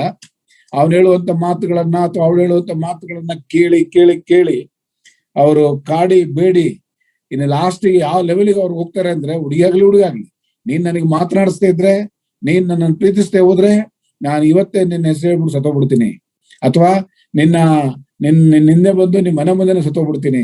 ಈ ರೀತಿಯಲ್ಲಿ ಬೆದರಿಸಿ ಅಥವಾ ನಂಬಿಸಿ, ನೀನ್ ಬಿಟ್ರೆ ನನ್ನ ಜೀವನದಲ್ಲಿ ಬೇರೆ ಯಾರೂ ಇಲ್ಲ ಅನ್ನೋ ರೀತಿಯಲ್ಲಿ ಬೇರೆ ಬೇರೆ ರೀತಿಗಳೆಲ್ಲ ಮಾತುಗಳನ್ನ ಹೇಳಿ ಅವರನ್ನ ಮೋಹಗೊಳಿಸಿ ಅವರನ್ನ ಅಡ್ಡ ಬೀಳಿಸೋದು. ಇವ್ರಿಗೆ ಬೇರೆ ಕೆಲಸ ಇರೋದಿಲ್ಲ, ಆ ಕಡೆ ಅವ್ರ ಅಪ್ಪ ಅಮ್ಮಗೂ ಕೆಲಸ ಕೊಟ್ಟಿರಲ್ಲ, ಇವ್ರಿಗೂ ಕೆಲಸ ಇರೋದಿಲ್ಲ. ಇವರಿಗೆ ನಾವು ನಮ್ಮ ಭಾಷೆಯಲ್ಲಿ ಹೇಳೋದಂದ್ರೆ ಮೆಂಟಲ್ಗಳು ಅಂತ ಹೇಳ್ತೀವಿ. ಮೆಂಟಲ್ ಹುಚ್ಚರಾಗಿರ್ತಾರೆ, ಈ ಪ್ರೀತಿಗೆ ಈ ಪ್ರೇಮಕ್ಕೆ ಹುಚ್ಚರಾಗಿ ಬೇರೆ ಕೆಲಸ ಇಲ್ಲದಿರೋದ್ರಿಂದ ಇದರ ಹಿನ್ನೆಲೆಯಲ್ಲಿ ತಿರುಗ್ತಾ ಇರ್ತಾರೆ. ಇಂತಹ ವ್ಯವಸ್ಥೆಯಲ್ಲಿರುವಂತ ನನ್ನ ಪ್ರಿಯ ಯವನಸ್ಥೆಯರೇ, ಇವತ್ತು ನೀವು ಎಚ್ಚರಗೊಳ್ಳಬೇಕು. ದೇವರು ನಿಮ್ಮೊಂದಿಗೆ ಮಾತನಾಡ್ತಾನೆ. ಈ ಹೇಳಲ್ಪಟ್ಟಂತ 4-5 ಅಂಶಗಳಲ್ಲಿ ನೀವೇನಾದ್ರೂ ಬಿದ್ದಿದ್ದೇ ಆಗಿದ್ರೆ, ಯಾವುದೋ ಒಂದು ಕರ್ತನ ವಾಕ್ಯವನ್ನ ಬದಿಗಿಟ್ಟು, ತಂದೆ ತಾಯಿಗಳನ್ನ ಬದಿಗಿಟ್ಟು, ನಿಮಗೆ ಹಿತವಚನಗಳನ್ನ ಅಥವಾ ನಿಮ್ಮ ಮುಂದೆ ಹೇಳಲ್ಪಟ್ಟಂತ ಅನೇಕ ಸಲಹೆಗಳನ್ನ ಬದಿಗಿಟ್ಟು, ನಿಮ್ಮ ದೃಷ್ಟಿಕೋನಕ್ಕನುಗುಣವಾಗಿ ಯಾರನ್ನಾದ್ರೂ ನಿಮ್ಮ ಮನಸ್ಸಿಗೆ ಹಿಡಿಸಿದೆ ಅಂತೇಳಿ, ನಿಮ್ಮ ಕಣ್ಣಿಗೆ ಹಿಡಿಸಿದೆ ಅಂತೇಳಿ, ಅವರ ಮಾತು ನಿಮಗೆ ಹಿಡಿಸಿದೆ ಅಂತೇಳಿ ಇವೆಲ್ಲವುಗಳನ್ನ ತಳ್ಳಿಬಿಟ್ಟು ಅವರೊಂದಿಗೆ ಸಂಪರ್ಕ ಬೆಳೆಸಲಿಕ್ಕೆ ಹೋದ್ರೆ ಖಂಡಿತವಾಗಿಯೂ ನೀವು ದೊಡ್ಡ ಬೆಲೆಯನ್ನು ತೆರಬೇಕಾಗುತ್ತದೆ. ಇವತ್ತು ಇದೊಂದು ಸಣ್ಣ ಉದಾಹರಣೆಯಾಗಲ್ಲ, ಸಾವಿರಾರು ಲಕ್ಷಾಂತರ ಉದಾಹರಣೆಗಳು ಕ್ರೈಸ್ತರ ವಿಶ್ವಾಸಿಗಳ ಹೆಣ್ಣು ಮಕ್ಕಳ ಗಂಡು ಮಕ್ಕಳ ಮಧ್ಯೆ ನಡೆದಿರುವಂತ ಘಟನೆಗಳನ್ನ ನಿಮ್ಮ ಮುಂದೆ ನಾನು ಹೇಳಬಲ್ಲೆ. ನಿಮಗೂ ಗೊತ್ತಿದೆ. ಅದ ಪ್ರಾಯದ ಒಂದು ವ್ಯವಸ್ಥೆಯಲ್ಲಿ ಇದು ತಡೆ ಹಿಡಿಲಿಕ್ಕಾಗದೇ ಇರುವಂತ ಒಂದು ವ್ಯವಸ್ಥೆ ಇದೆ. ಅದರಿಂದ ನನ್ನ ಪ್ರಿಯ ಸಹೋದರ ಸಹೋದರಿಯರೇ, ನಿಮಗೆ ಹೇಳುವುದಕ್ಕಿಂತ ಮುಂಚಿತವಾಗಿ ನಾನು ತಂದೆ ತಾಯಿಗಳಿಗೆ ಕೆಲವು ಮಾತುಗಳನ್ನು ಹೇಳಲಿಕ್ಕೆ ನಾನು ಇಷ್ಟಪಡ್ತೇನೆ. ಯಾರು ಇದಕ್ಕೆ ಹೊಣೆ? ಈ ಮಕ್ಕಳು ಈ ರೀತಿಯಲ್ಲಿ ಮೊಬೈಲ್ ಇಂದ ಆಗ್ಲಿ ಅಥವಾ ಬೇರೆ ಯಾವುದಾದರೂ ಒಂದು ವ್ಯವಸ್ಥೆಯ ಮುಖಾಂತರ ಈ ಮಕ್ಕಳು ದಾರಿ ತಪ್ಪಲಿಕ್ಕೆ ಕಾರಣ ಮೊಟ್ಟ ಮೊದಲನೇ ಹೊಣೆ ತಂದೆ ತಾಯಿ ಆಗಿರ್ತಾರೆ. ಯಾಕೆಂದ್ರೆ ಈ ಮಕ್ಕಳು ಪ್ರಾಯದ ಮತ್ತೇರುವಾಗ ಅವರೊಂದಿಗೆ ಕೂತು ಅವರೊಂದಿಗೆ ಮಾತನಾಡುವಂತ ವ್ಯವಸ್ಥೆ ಇವತ್ತು ಕ್ರೈಸ್ತ ದೇವ ಜನರ ಮಧ್ಯೆ ಇಲ್ಲ. ಬೇರೆ ಎಲ್ಲಾ ವಿಷಯಗಳಲ್ಲಿ ಬೇರೆ ವಿಷಯಗಳು ಕೂತ್ಕೊಂಡು ಚರ್ಚೆ ಮಾಡ್ತೇವೆ. ಅವರ ವೈಯಕ್ತಿಕವಾದಂತ ವಿಚಾರಗಳನ್ನ ಒಂದು 12 ವರ್ಷ ಆದ್ಮೇಲೆ 18 ವರ್ಷ ತನಕ ಅವರನ್ನ 18-20 ವರ್ಷ ತನಕ ನೀವು ಅವರನ್ನ ಒಂದು ಏನ್ ಹೇಳ್ತಾರೆ, ಒಂದು ಗೂಡು ಹಾಕಿ ಅವ್ರಿಗೆ ಒಂದು ಕವಚ ಹಾಕಿ ಕಾಪಾಡದೆ ಹೋದ್ರೆ ಅವ್ರು ತಪ್ಪಿ ಹೋಗ್ಬಿಡ್ತಾರೆ. ಅದಕ್ಕೆ ಹೊಣೆ ನಾವು. ಹಾಗಾಗಿ ಮಕ್ಕಳು ಯಾವಾಗಲೂ ನೀವು ನಿಮ್ಮ ಮನೆಯಲ್ಲಿ ಬಹಳ ಹೊತ್ತು ಒಂಟಿಯಾಗಿ ಕೂರ್ತಾ ಇರ್ತಾರ, ಗಮನ ಕೊಡಿ. ಅಥವಾ ಮಕ್ಕಳು ಮೊಬೈಲ್ ಇಟ್ಕೊಂಡು ಗಂಟೆಗಟ್ಲೆ ಯಾರಾದ್ರೂ ಮಾತನಾಡ್ತಾ ಇರ್ತಾರ, ಗಮನ ಕೊಡಿ. ಮಕ್ಕಳೇನಾದ್ರೂ ಊಟ ನಿದ್ರೆ ಸರಿಯಾಗಿ ಮಾಡ್ತಾ ಇಲ್ವಾ, ಗಮನ ಕೊಡಿ. ಅವರು ಕೆಲವೊಮ್ಮೆ ವಿಚಿತ್ರವಾಗಿ ಕೋಪಗೊಂಡು ಮಾತಾಡ್ತಾ ಇರ್ತಾರ, ಗಮನ ಕೊಡಿ. ಇವೆಲ್ಲ ಯಾಕೆ ಹೇಳ್ತೀರಿ ಅಂದ್ರೆ, ಇವೆಲ್ಲ ಆ ಪ್ರಾಯದಲ್ಲಿ ಅವರಿಗೆ ಬಂದಿರುವಂತ ವ್ಯತ್ಯಾಸಗಳು ಬರುವಾಗ ಇದು ಯಾವುದು ಅವರಿಗೆ ಕಾಣೋದಿಲ್ಲ. ಹಾಗಾಗಿ ತಂದೆ ತಾಯಿಗಳು ಇದನ್ನ ಗಮನ ಇಟ್ರೆ ಅವರೊಟ್ಟಿಗೆ ಕುತ್ಕೊಂಡು ಕೌನ್ಸಿಲಿಂಗ್ ಮಾಡಿ. ಇವತ್ತು ನಾನು ಯಾರ್ದೋ ಒಂದು ವಿಷಯದಲ್ಲಿ ಏನಾರ ಮಾತನಾಡುವಾಗ ಕೆಲವೊಂದು ನಾವು ವಾಟ್ಸಪ್ ಗಳಲ್ಲಿ ಕೆಲವೆಲ್ಲ ನೋಡ್ತಾ ಇರ್ತೇನೆ. ಒಬ್ಬ ತಂದೆ ಹೇಳುವಂತ ಮಾತು ಏನಂತ ಹೇಳಿದ್ರೆ, ಅದೆಲ್ಲ ಒಬ್ಬ ಫ್ರೆಂಡ್ಸ್ಗಳು ಇಬ್ರು ಮಾತಾಡುವಂಥದ್ದು. ಒಬ್ಬ ಅದರಲ್ಲಿ ಒಂದು ಇದ್ರಲ್ಲಿ ಹಾಕಿದ್ದಾನೆ, ಏನಂತ ಹೇಳಿದ್ರೆ, ಹಲೋ, ಇವತ್ತೇನಾದ್ರೂ ನಿಮ್ಮ ತಂದೆ ನಿನಗೆ 5 ನಿಮಿಷ ಮಾತಾಡ್ಬೇಕು ನಿನ್ನೊಟ್ಟಿಗೆ ಅಂತ ಹೇಳಿದ್ರೆ ಅದು ಏನೋ ಸಂಭವಿಸ್ತಿದೆ ಅಂತ ಅರ್ಥ. ನಿನ್ನೊಟ್ಟಿಗೆ ಏನೋ ಮಾತಾಡ್ಬೇಕು ಅಂತಿದ್ದಾರೆ ಅಂತ ಅರ್ಥ ಅಂತ. ಮಕ್ಕಳಿಗೆ ಗೊತ್ತು, ಈ ತಂದೆ ತಾಯಿಗಳು 5 ನಿಮಿಷ ನನ್ನ ಹತ್ರ ಮಾತಾಡ್ಬೇಕು ಅಂತ ಹೇಳಿದ್ರೆ ಏನೋ ಮಾತಾಡ್ತಾರೆ ಅಂತಲ್ಲ, ನನ್ನ ವಿಷಯವಾಗಿ ಮಾತಾಡ್ತಾರೆ ಅಂತೇಳಿನೇ. ಆದ್ರೆ ನನ್ನ ಪ್ರಿಯ ತಂದೆ ತಾಯಿಯಂದಿರೆ, ನೀವು ದಯವಿಟ್ಟು ನಿಮಗೆ ಹೇಳ್ತೀನಿ, ಅವರು ಒಂಟಿಯಾಗಿ ಕೂರುವಾಗ, ಮೊಬೈಲ್ ನಲ್ಲಿ ಹೆಚ್ಚಾಗಿ ಯಾರ ಹತ್ರ ಮಾತನಾಡುವಾಗ, ಅಥವಾ ಅವರು ವಿಚಿತ್ರವಾಗಿ ನಡ್ಕೊಳ್ಳುವಾಗ, ಊಟ ನೀರು ತಿಂಡಿ ನಿದ್ರೆ ಎಲ್ಲ ಬಿಟ್ಟಿದ್ರೆ ಖಂಡಿತವಾಗಿ ಈ ಏಜ್ ನಲ್ಲಿ ನೀವು ಅವರ ಮಧ್ಯೆ ನೀವು ಪ್ರವೇಶ ಮಾಡಬೇಕು. ಗಲಾಟೆ ಮಾಡಿ ಅಲ್ಲ, ಪ್ರೀತಿಯಿಂದ ಮಾತಾಡ್ಬೇಕು. ನೀವು ಕೊಡದೇ ಇರುವಂತ ಪ್ರೀತಿನ ಅವರು ಹುಡುಕಿ ಬೇರೆ ಕಡೆ ಹೋಗ್ತಾರೆ. ಹಾಗಾಗಿ ನನ್ನ ಪ್ರಿಯ ಸಹೋದರ ಸಹೋದರಿಯರು ಹೇಳ್ತೀನಿ, ನಮ್ಮ ತಂದೆ ತಾಯಿಗಳಿಗೆ ಹೇಳ್ತಾ ಇದ್ದೀನಿ, ನೀವು ಆ ಆಕರ್ಷಣೆಗೆ ಅವರು ಒಳಗಾಗುವುದಕ್ಕಿಂತ ಮುಂಚಿತವಾಗಿ ನೀವೇ ಅವರನ್ನ ಆಕರ್ಷಣೆಗೆ ಒಳಪಡಿಸಿ ನಡೆಸಬೇಕೆಂಬುದಾಗಿ ನಾನು ಕೇಳ್ಕೊಳ್ಳುವನಾಗಿದ್ದೇನೆ. ಆದ್ರಿಂದ ನನ್ನ ಪ್ರಿಯರೇ, ನಿಮ್ಗೆ ಹೇಳುವಂತ ಮಾತು, ಯಾವುದೇ ಕಾರಣಕ್ಕೂ ನಿಮ್ಮ ಮಕ್ಕಳನ್ನ ಕೈ ಬಿಡದೆ ನೋಡ್ಕೊಳ್ಬೇಕಾದ್ರೆ ಅವರ ಮೇಲೆ ಗಮನ ಇಡಬೇಕು. ಅವರ ಮೇಲೆ ನೀವು ಪ್ರೀತಿ ತೋರಿಸ್ಬೇಕು, ಆಕರ್ಷಣೆಗೆ ಒಳಗಾಗದಂತೆ ನಡ್ಕೊಳ್ಬೇಕು. ಹಾಗಾಗಿ ಅವರು ಅವರಾಗಿ ಗುಂಡಿಗೆ ಬೀಳ್ತಾರ ಅಥವಾ ನೀವು ಅವರನ್ನ ಗುಂಡಿಗೆ ಬೀಳಿಸ್ತೀರಾ? ನಿಮ್ಮ ಮುಂದೆ ಆ ಪ್ರಶ್ನೆ ಇಡ್ತೇನೆ. ಅವರಾಗೆ ಹೋಗಿ ಗುಂಡಿಗೆ ಬೀಳೋದ ಅಥವಾ ನೀವು ಅವರನ್ನ ಗುಂಡಿಗೆ ಬೀಳಿಸ್ತೀರಾ ಅನ್ನೋದೇ ಇಲ್ಲಿರುವಂತ ವಿಚಾರ. ನಾನು ಒಂದು ವಿಷಯ ನಿಮ್ಗೆ ಹೇಳ್ತೇನೆ. ಇತ್ತೀಚೆಗೆ ಕಳೆದ ವಾರದಲ್ಲಿ ಒಂದು ಶವ ಸಂಸ್ಕಾರಕ್ಕೆ ನನಗೆ ಕೇರಳದಿಂದ ಒಬ್ರು ಸಹೋದರರು ಫೋನ್ ಮಾಡಿ, ಆ ಮನೆಯಲ್ಲಿ ತಾಯಿ ಒಬ್ಳು 82 ವರ್ಷದ ಒಂದು ತಾಯಿ ತೀರಿ ಹೋಗ್ತಾಳೆ, ಕರ್ತನಲ್ಲಿ ನಿದ್ರೆ ಹೋಗ್ತಾಳೆ. ಆಕೆ ಸಾಯುವುದಕ್ಕಿಂತ ಮುಂಚಿತವಾಗಿ ಈ ತನ್ನ ಮಕ್ಕಳಿಗೂ ಗಂಡನಿಗೆ ಹೇಳ್ತಾರೆ, ನಾನೀಗ ಸತ್ತರೆ ನನ್ನನ್ನ ಕ್ರೈಸ್ತ ಸಂಸ್ಕಾರಕ್ಕನುಸಾರವಾಗಿ ನನ್ನನ್ನ ಸಮಾಧಿ ಮಾಡಬೇಕು ಎಂಬುದಾಗಿ ಒಂದು ಮಾತು ತಗೊಂಡಿರ್ತಾಳೆ ಗಂಡ ಮಕ್ಕಳ. ಇದು ನಡೆದ ಕತೆ, ಕಳೆದ ವಾರದಲ್ಲಿ ಆದಂತ ಘಟನೆ. ಆ ಮನೆಯಲ್ಲಿ ಅವರ ಮನೆಯವರೆಲ್ಲರೂ ಅನ್ಯ ಧರ್ಮರಾಗಿರ್ತಾರೆ. ಈಕೆ ಒಬ್ಳು ವಿಶ್ವಾಸಿಯಾಗಿರ್ತಾಳೆ. 1932ನೇ ಇಸ್ವಿಯಲ್ಲಿ ಈ ತಾಯಿ ಹುಡ್ತಾಳೆ. 1960ನೇ ಇಸ್ವಿಯಲ್ಲಿ ಅವರು ರಕ್ಷಣೆ ಹೊಂದಿ, ಅದಕ್ಕಿಂತ ಮುಂಚೆ ರಕ್ಷಣೆ ಹೊಂದಿ ಕೇರಳದಲ್ಲಿ ಅವರು ತಂದೆ ತಾಯಿಗಳು ತೀರು ಹೋಗಿದ್ರಿಂದ ಒಂದು ಕೇರಳದ ಬ್ರದರನ್ನ ಒಂದು ಅನಾಥಾಶ್ರಮದಲ್ಲಿ ಆ ಮಗಳನ್ನ ಅಲ್ಲಿ ಅಲ್ಲಿ ಓದ್ಲಿಕ್ಕೆ ಬಿಡ್ತಾರೆ. ಮಗಳು ಓದಿ ಅವಳು ಇಲ್ಲಿಗೆ ಬರ್ತಾಳೆ, ಬೆಂಗಳೂರಿಗೆ ಬರ್ತಾಳೆ. ಬೆಂಗಳೂರಿಗೆ ಬಂದಾಗ ಅಲ್ಲಿ ಕಾಲೇಜಲ್ಲಿ ಓದುವಾಗ ಕಾಲೇಜಿನ ಪ್ರಿನ್ಸಿಪಾಲ್ ಒಟ್ಟಿಗೆ ಪ್ರೇಮ ಆಗ್ತದೆ. ಅದು ವಿವಾಹಕ್ಕೆ ಒಳಪಡ್ತದೆ. ವಿವಾಹವಾಗಿ ಅವರಿಗೆ 3 ಜನ ಮಕ್ಕಳು ಹುಡ್ತಾರೆ. ಹೀಗೆ ಅವರ ಜೀವನ ಮುಂದೆ ಸಾಕ್ತದೆ. ನಮಗೆ ಪರಿಚಯ ಆಗಿದ್ದು ಮೊನ್ನೆ ವಿಷಯ, ಅವರ ವಿಷಯವಾಗಿ ನಾನು ಕೇರಳದ ಸಹೋದರನಂತ ಶವ ಸಂಸ್ಕಾರ ಆದ್ಮೇಲೆ ಅವ್ರ ವಿಷಯವಾಗಿ ತಿಳ್ಕೊಂಡಂತ ವಿಷಯಗಳು ಹೇಳ್ತೀನಿ. ಸುಮಾರು 61 ವರ್ಷಗಳ ತನಕ ತನ್ನ ಗಂಡ ಮಕ್ಕಳೊಂದಿಗೆ ಬದುಕಿದ ಆ ತಾಯಿ ಕೊನೆಯವರೆಗೂ ತನ್ನ ಮಕ್ಕಳಿಗಾಗ್ಲಿ ತನ್ನ ಗಂಡನಿಗಾಗಿ ಸುವಾರ್ತೆಯನ್ನು ಕೊಟ್ಟು ಕರೆತರ್ಲಿಕ್ಕಾಗ್ಲಿಲ್ಲ. ಆ ದಿನದಲ್ಲಿ ನಾನು ಗಂಡನ್ನ ಮಕ್ಕಳನ್ನ ಕರೆತರ್ತೇನೆ ಅಂತ ಹೇಳಿದ ತಾಯಿಗೆ ಸಾಯೋವರೆಗೂ ತರ್ಲಿಕ್ಕಾಗ್ಲಿಲ್ಲ. ಆದ್ರೆ ಅದೊಂದು ವೇದಿಕೆ ಮಾತ್ರ ಸೃಷ್ಟಿ ಮಾಡ್ಕೊಂಡು ಹೋದ್ಲು. ಅವತ್ತೇನಂದ್ರೆ ನಾವು ಶವ ಸಂಸ್ಕಾರದ ದಿವಸ ನಾವು ಯಾರು ಅವರ ಶವ ಸಂಸ್ಕಾರ ಕೋವಿಡ್ ಬಂದು ಸತ್ತೋಗಿದ್ದು, ನಾನು ನಮ್ಮ ಜೊತೆ ಇಲ್ಲಿ ಇದ್ದಿರುವಂತ ನಮ್ಮ ಕುಮಾರ್ ಬ್ರದರು ಮತ್ತೊಬ್ಬ ವೆಂಕಟೇಶ್ ಬ್ರದರ್ 3 ಜನ ನಾವು ಹೋಗಿ ಆ ಮನೆಯಲ್ಲೂ ಶವ ಸಂಸ್ಕಾರ ಸಮಾಧಿಯಲ್ಲೆಲ್ಲ ಕುಳಿತುಕೊಂಡು ಅವರಿಗೆ ಸುವಾರ್ತೆಯನ್ನು ಸಾರಿ ವಾಕ್ಯವನ್ನು ಹೇಳಿದ್ಮೇಲೆ ಕಣ್ಣೀರ್ ಹಾಕಿದ್ರು ಮಕ್ಕಳೆಲ್ಲ. ಅಲ್ಲ, ಅದು ಬೇರೆ ವಿಚಾರ. ಸುಮಾರು 60 ವರ್ಷಗಳ ತನಕ ಅವರ ಆಯ್ಕೆ ಆಮೇಲೆ ಏನು ಅಂತ ನಾನು ಹೇಳಲಿಕ್ಕೆ ನಾನು ಇಷ್ಟಪಡೋದಿಲ್ಲ ಈಗ. ಆದ್ರೆ ಒಳ್ಳೆ ಗಂಡ ಒಳ್ಳೆ ಮಕ್ಕಳೇ ಇವರು. ಆದ್ರೆ ಅವರ ಜೀವಮಾನ ಕಾಲದಲ್ಲೆಲ್ಲ ಅವರು ವಿಶ್ವಾಸಕ್ಕೆ ಬರುವುದನ್ನ ನೋಡ್ಲೇ ಇಲ್ಲ. ನಾನು ಯಾಕೆ ಹೇಳ್ತೀನಿ ಅಂದ್ರೆ, ಒಂದು ತಪ್ಪು ನಿರ್ಧಾರ ಅನೇಕ ವರ್ಷಗಳವರೆಗೆ ನೋವನ್ನು ಅನುಭವಿಸಬೇಕಾಗ್ತದೆ ಅನ್ನೋದನ್ನ ಒಂದು ಉದಾಹರಣೆ, ಇದು ಕಣ್ಣ ಮುಂದೆ ನಡೆದ ಘಟನೆ, ಕಳೆದ ವಾರದಲ್ಲಿ ನಡೆದಂತ ಘಟನೆ ನಿಮ್ಗೆ ಹೇಳ್ತಾ ಇದ್ದೇನೆ. ಆದ್ರೆ ಹಾಗಾಗಿ ಒಂದು ತಪ್ಪು ನಿರ್ಧಾರ ನಿಮ್ಮನ್ನು ಬಹಳ ಕಷ್ಟಕ್ಕೂ ದುಃಖಕ್ಕೂ ನೋವಿಗೂ ಕಾರಣವಾಗಿ ಮಾಡ್ತದೆ ಎಂಬುದಾಗಿ ನಾನು ಹೇಳಲಿಕ್ಕೆ ಇಷ್ಟಪಡ್ತೇನೆ. ನಮ್ಮ ಜೀವಿತಗಳಲ್ಲಿ ಯಾವತ್ತೂ ಇಂಥ ತಪ್ಪುಗಳನ್ನ ಮಾಡೋದ್ರಿಂದ ಅನೇಕ ನಿದರ್ಶನಗಳು ನಮ್ಮ ಮುಂದೆ ಈ ಲೋಕದಲ್ಲಿ ಈಗಲೂ ನಡೀತಾ ಇರುವಾಗ ನಮಗದು ತಲೆಗೆ ಹತ್ತೋದಿಲ್ಲ. ನಮಗೆ ಆದಂತ ಯೋಚನಾ ಲಹರಿ ಇರೋದ್ರಿಂದ ನಮ್ಮೊಳಗ್ ಬರೋದಿಲ್ಲ. ಆದ್ರಿಂದ ನನ್ನ ಪ್ರಿಯ ಸಹೋದರ ಸಹೋದರಿಯರೇ, ನಿಮ್ಮ ಸುತ್ತಮುತ್ತಲು ನಡೆಯುವಂತ ಘಟನೆಗಳನ್ನೇ ಸಾಕ್ಷಿಯಾಗಿಟ್ಕೊಂಡು ಯಾರನ್ನು ನಂಬಬೇಡಿ, ಕರ್ತನನ್ನ ನಂಬಿರಿ, ನಿಮ್ಮ ತಂದೆ ತಾಯಿಗಳನ್ನ ನಂಬಿರಿ. ಅಲ್ಲಿ ದೇವರು ನಿಮ್ಗೆ ಕಾರ್ಯವನ್ನು ಮಾಡ್ಲಿಕ್ಕಿದ್ದಾನೆ. ನಾವು ನೋಡ್ತೇವೆ, ಈ ಲವ್ ಮಾಡುವಾಗ ಮಾತುಗಳೆಲ್ಲ ನೀವು ಕೇಳಿರ್ಬೋದು. ನಾನು ರಕ್ಷಣಾ ಹೊಂದೋದಕ್ಕಿಂತ ಮುಂಚಿತವಾಗಿ ನನ್ನ ಸ್ನೇಹಿತರು ನಾವುಗಳೆಲ್ಲ ನಡ್ಕೊಂಡಂತ ರೀತಿ ನಮಗೆ ಗೊತ್ತುಂಟು. ಈ ಹಾಡುಗಳು, ಸಿನಿಮಾದಲ್ಲಿ ಬರುವಂತ ಪ್ರಣಯ ಗೀತೆಗಳು ಹಂಗೆ ಇರ್ತದೆ.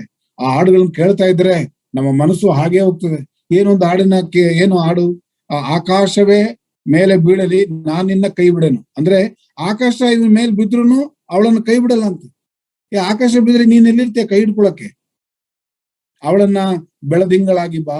ಈಗ ಅನೇಕ ವಿಷಯಗಳನ್ನ ಹೇಳಿ ಹೇಳಿ ಹೇಳಿ ಮಗಳನ್ನ ಅಥವಾ ಮಗನನ್ನ ಮಂತ್ರಮುಗ್ಧರನ್ನಾಗಿ ಮಾಡಿ ಮೋಸ ಮಾಡಿ ನಮ್ಮ ಜೀವಿತವನ್ನ ನಾಶಪಡಿಸಿಕೊಳ್ಳುವಂತ ಈ ಪ್ರೇಮಕ್ಕೆ ಕೈ ಹಾಕಬೇಡಿ.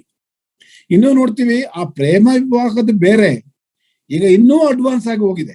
ಪ್ರೇಮ ಪೀಮ ಏನೂ ಇಲ್ಲ, ಲಿವಿಂಗ್ ಟುಗೆದರ್. ಅಂದ್ರೆ ನಾನು ನಿನ್ನ ನೋಡ್ತೇನೆ, ನೀನ್ ನನ್ನ ನೋಡ್ತೀಯ, ನಾವಿಬ್ರು ಹೋಗ್ಬಿಟ್ಟು ಒಂದು ರೂಮನ್ನ ಒಂದು ಮನೆಯನ್ನು ತಕೊಂಡು 1-2 ವರ್ಷ ನಾವಿಬ್ರು ಜೀವನ ಮಾಡೋದು. ನಂತರ ನಮ್ಮಿಬ್ಬರ ಆಯ್ಕೆಗಳು ಅಥವಾ ಇಷ್ಟ ಅನಿಷ್ಟಗಳು ಏನಿದೆಯೋ ಅದರಲ್ಲಿ ಏನಾದ್ರೂ ವ್ಯತ್ಯಾಸ ಬಂದ್ರೆ ನಾವಿಬ್ರು ಬೇರೆಯಾಗಿ ಹೋಗೋಣ, ಇಲ್ಲವಾದ್ರೆ 2 ವರ್ಷ ಆದ್ಮೇಲೆ ಮದುವೆ ಆಗೋಣ. ಹೇಗಿದೆ ನೋಡಿ, ಇಂತಹ ಒಂದು ಪರಿಸ್ಥಿತಿಯಲ್ಲಿ ನಾವು ಜೀವಿಸ್ತಾ ಇದ್ದೀವಿ. ಇವೆಲ್ಲವೂ ದೇವರ ವಾಕ್ಯಕ್ಕೆ, ದೇವರ ರಾಜ್ಯಕ್ಕೆ ವಿರುದ್ಧವಾಗಿರುವಂತ ಸಂಗತಿಗಳು. ಇಂತಹ ಮದುವೆಗಳು ನಡೆದು, ಇಂತಹ ಪ್ರೇಮ ವಿವಾಹಗಳು ನಡೆದು ಇವತ್ತು ನರಕ ಯಾತನೆ ಅನುಭವಿಸ್ತಾ ಇದ್ದಾರೆ ಅನೇಕ ದೇವಜನರು. ಇಂಥವು 100 ಉದಾಹರಣೆ ಕೊಡಬಲ್ಲೆ. ಕೇರಳದಲ್ಲಿ ಇದೇ ರೀತಿಯಲ್ಲಿ ಒಬ್ಬ ವಿಶ್ವಾಸಿ ಒಬ್ಬ ಅವಿಶ್ವಾಸಿಯನ್ನ ಮದುವೆ ಮಾಡಿಕೊಂಡು ಇವು ಒಂದು 3 ವರ್ಷ ಏನೋ ಅವರು ಒಟ್ಟಾಗಿದ್ದು, 4ನೇ ವರ್ಷದಿಂದ ತನ್ನ ಜೀವಿತ ಕಾಲದವರೆಗೆ ಅವನು ಬೆಡ್ ಮೇಲೆ ಮಲಗಿದ್ದ ಎಂಬುದಾಗಿ ನಾವು ನೋಡ್ತೇವೆ. ಅದೇ ರೀತಿಯಲ್ಲಿ ಒಬ್ಬ ಹೆಣ್ಣು ಮಗಳು ಒಬ್ಬ ಅವಿಶ್ವಾಸಿಯನ್ನ ಮದುವೆಯಾಗಿ ತನ್ನ ಜೀವಮಾನದಲ್ಲೆಲ್ಲ ಕಣ್ಣೀರಿಂದ ಕೈ ತೊಳಿತಿದ್ದಾಳೆ. ಈಗಲೂ ಸಹ ಆ ಕುಡುಕ ಗಂಡನ್ನು ಇಟ್ಕೊಂಡು ಬದುಕ್ತಾ ಇದ್ದಾಳೆ. ಸಣ್ಣ ಆಯ್ಕೆಗಳು ದೊಡ್ಡ ತಪ್ಪುಗಳಿಗೆ ನಡೆದುಕೊಂಡು ಹೋಗುವಂತ ಸ್ಥಿತಿ ಬರ್ತದೆ. ಹಾಗಾದ್ರೆ ಈ ಲವ್ ಮ್ಯಾರೇಜು ಕರ್ತನು ಏನ್ ಹೇಳ್ತಾನೆ, ನಮಗೆ ಸತ್ಯವೇದ ಏನ್ ಹೇಳ್ತದೆ, ನಾವು ತೆಗೆದು ಅದನ್ನ ಧ್ಯಾನ ಮಾಡೋಣ. ಯಾರು ಬೈಬಲ್ ಓದಿ 1 ಕೊರಿಂಥ 7ನೇ ಅಧ್ಯಾಯ 12ರಿಂದ 15ನೇ ವಚನದಲ್ಲಿ ನಾವು ತೀರ್ಮಾನ ಮಾಡಿಕೊಂಡಂತೆ ಹೇಳುವಂತ ಮಾತುಗಳು ಒಂದಿದೆ. ಅದು ಏನದು? ಆದರೆ ಕ್ರಿಸ್ತ ನಂಬಿಕೆ ಇಲ್ಲದವನು ಆಗಲಬೇಕೆಂದಿದ್ದರೆ ಆಗಲಿ ಹೋಗಲಿ. ಇಂತಹ ಸಂದರ್ಭಗಳಲ್ಲಿ ಕ್ರೈಸ್ತ ಸಹೋದರನಾಗಲಿ ಸಹೋದರಿಯಾಗಲಿ ಬದ್ಧರಲ್ಲ. ಸಮಾಧಾನದಲ್ಲಿರಬೇಕೆಂದು ದೇವರು ನಮ್ಮನ್ನು ಕರೆದಿದ್ದಾನೆ. 12ರಿಂದ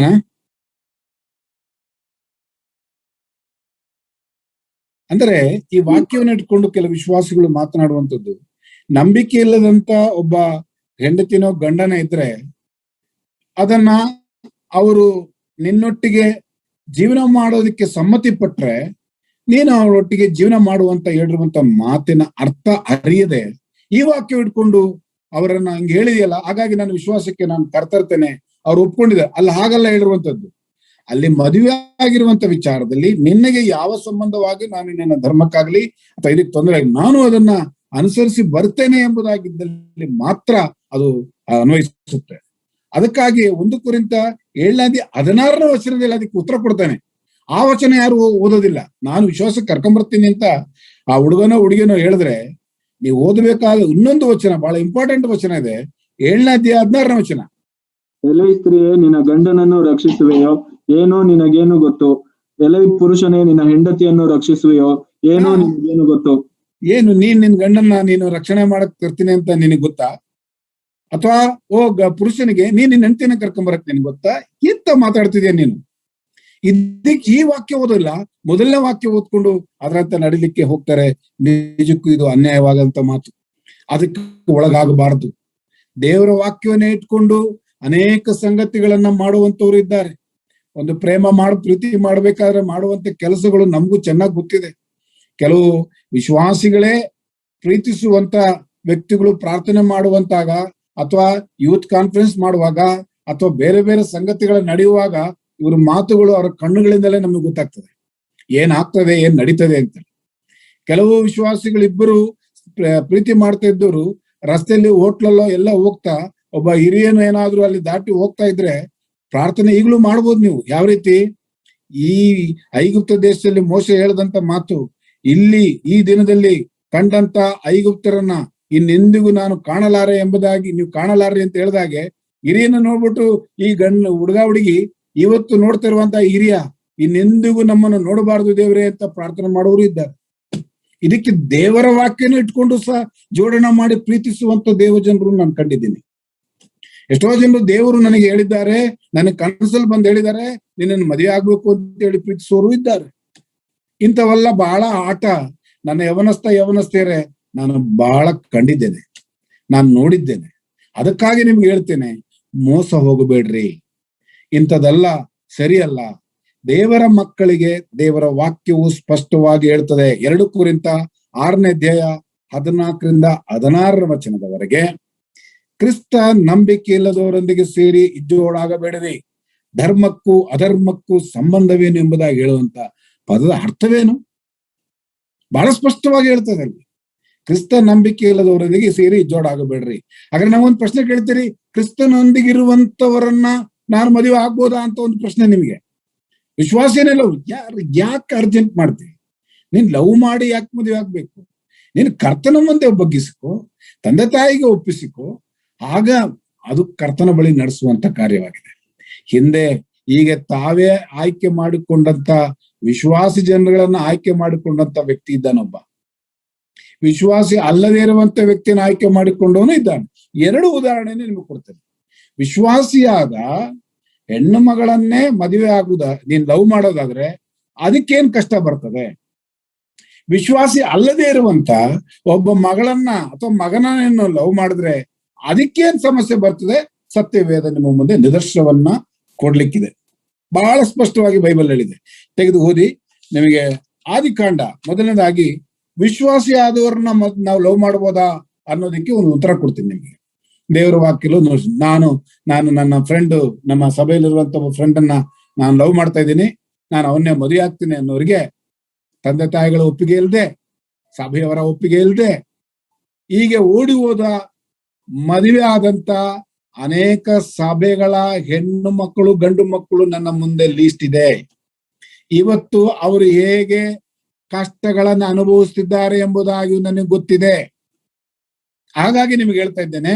ಹಾಗಾಗಿ ಮೊದಲನೇದಾಗಿ ನಿಮ್ಮ ಮುಂದೆ ಹೇಳ್ತಿದ್ದೇನೆ, ಯಾಕೋಬನು ತನ್ನ ವಿಶ್ವಾಸಿಗಳನ್ನ ನಾನು ಲವ್ ಮಾಡ್ತೀನಿ ಅನ್ನೋನಿಗೆ ಯಾಕೋಬನು ಒಬ್ಬ ಉದಾಹರಣೆ ನಮಗೆ. ಅವನೇನ್ ಮಾಡ್ತಾನೆ? ಯಾಕೋಬನು ರೆಬೆಕ್ಕಳು ಹೇಳ್ತಾಳೆ, ನೀನು ಹೋಗಿ ನಿನ್ನ ಮಾವನ ಮಗಳನ್ನ ಹೋಗಿ ನೀನು ಅಲ್ಲಿ ಹೋಗಿ ಒಬ್ಬ ಮಗಳನ್ನ ಮದುವೆ ಮಾಡ್ಕೊಂಡು ಬಾ ಅಂತ ಹೇಳ್ತಾನೆ. ನಾನು ಅದನ್ನ ಓದ್ತಾ ಹೋದ್ರಷ್ಟು ಟೈಮ್ ಆಗ್ತದೇನೋ, ಆದ್ರೂ ಒಂದು ವಾಕ್ಯನ ಓದಿ. ಅವನು ಆದಿಕಾಂಡ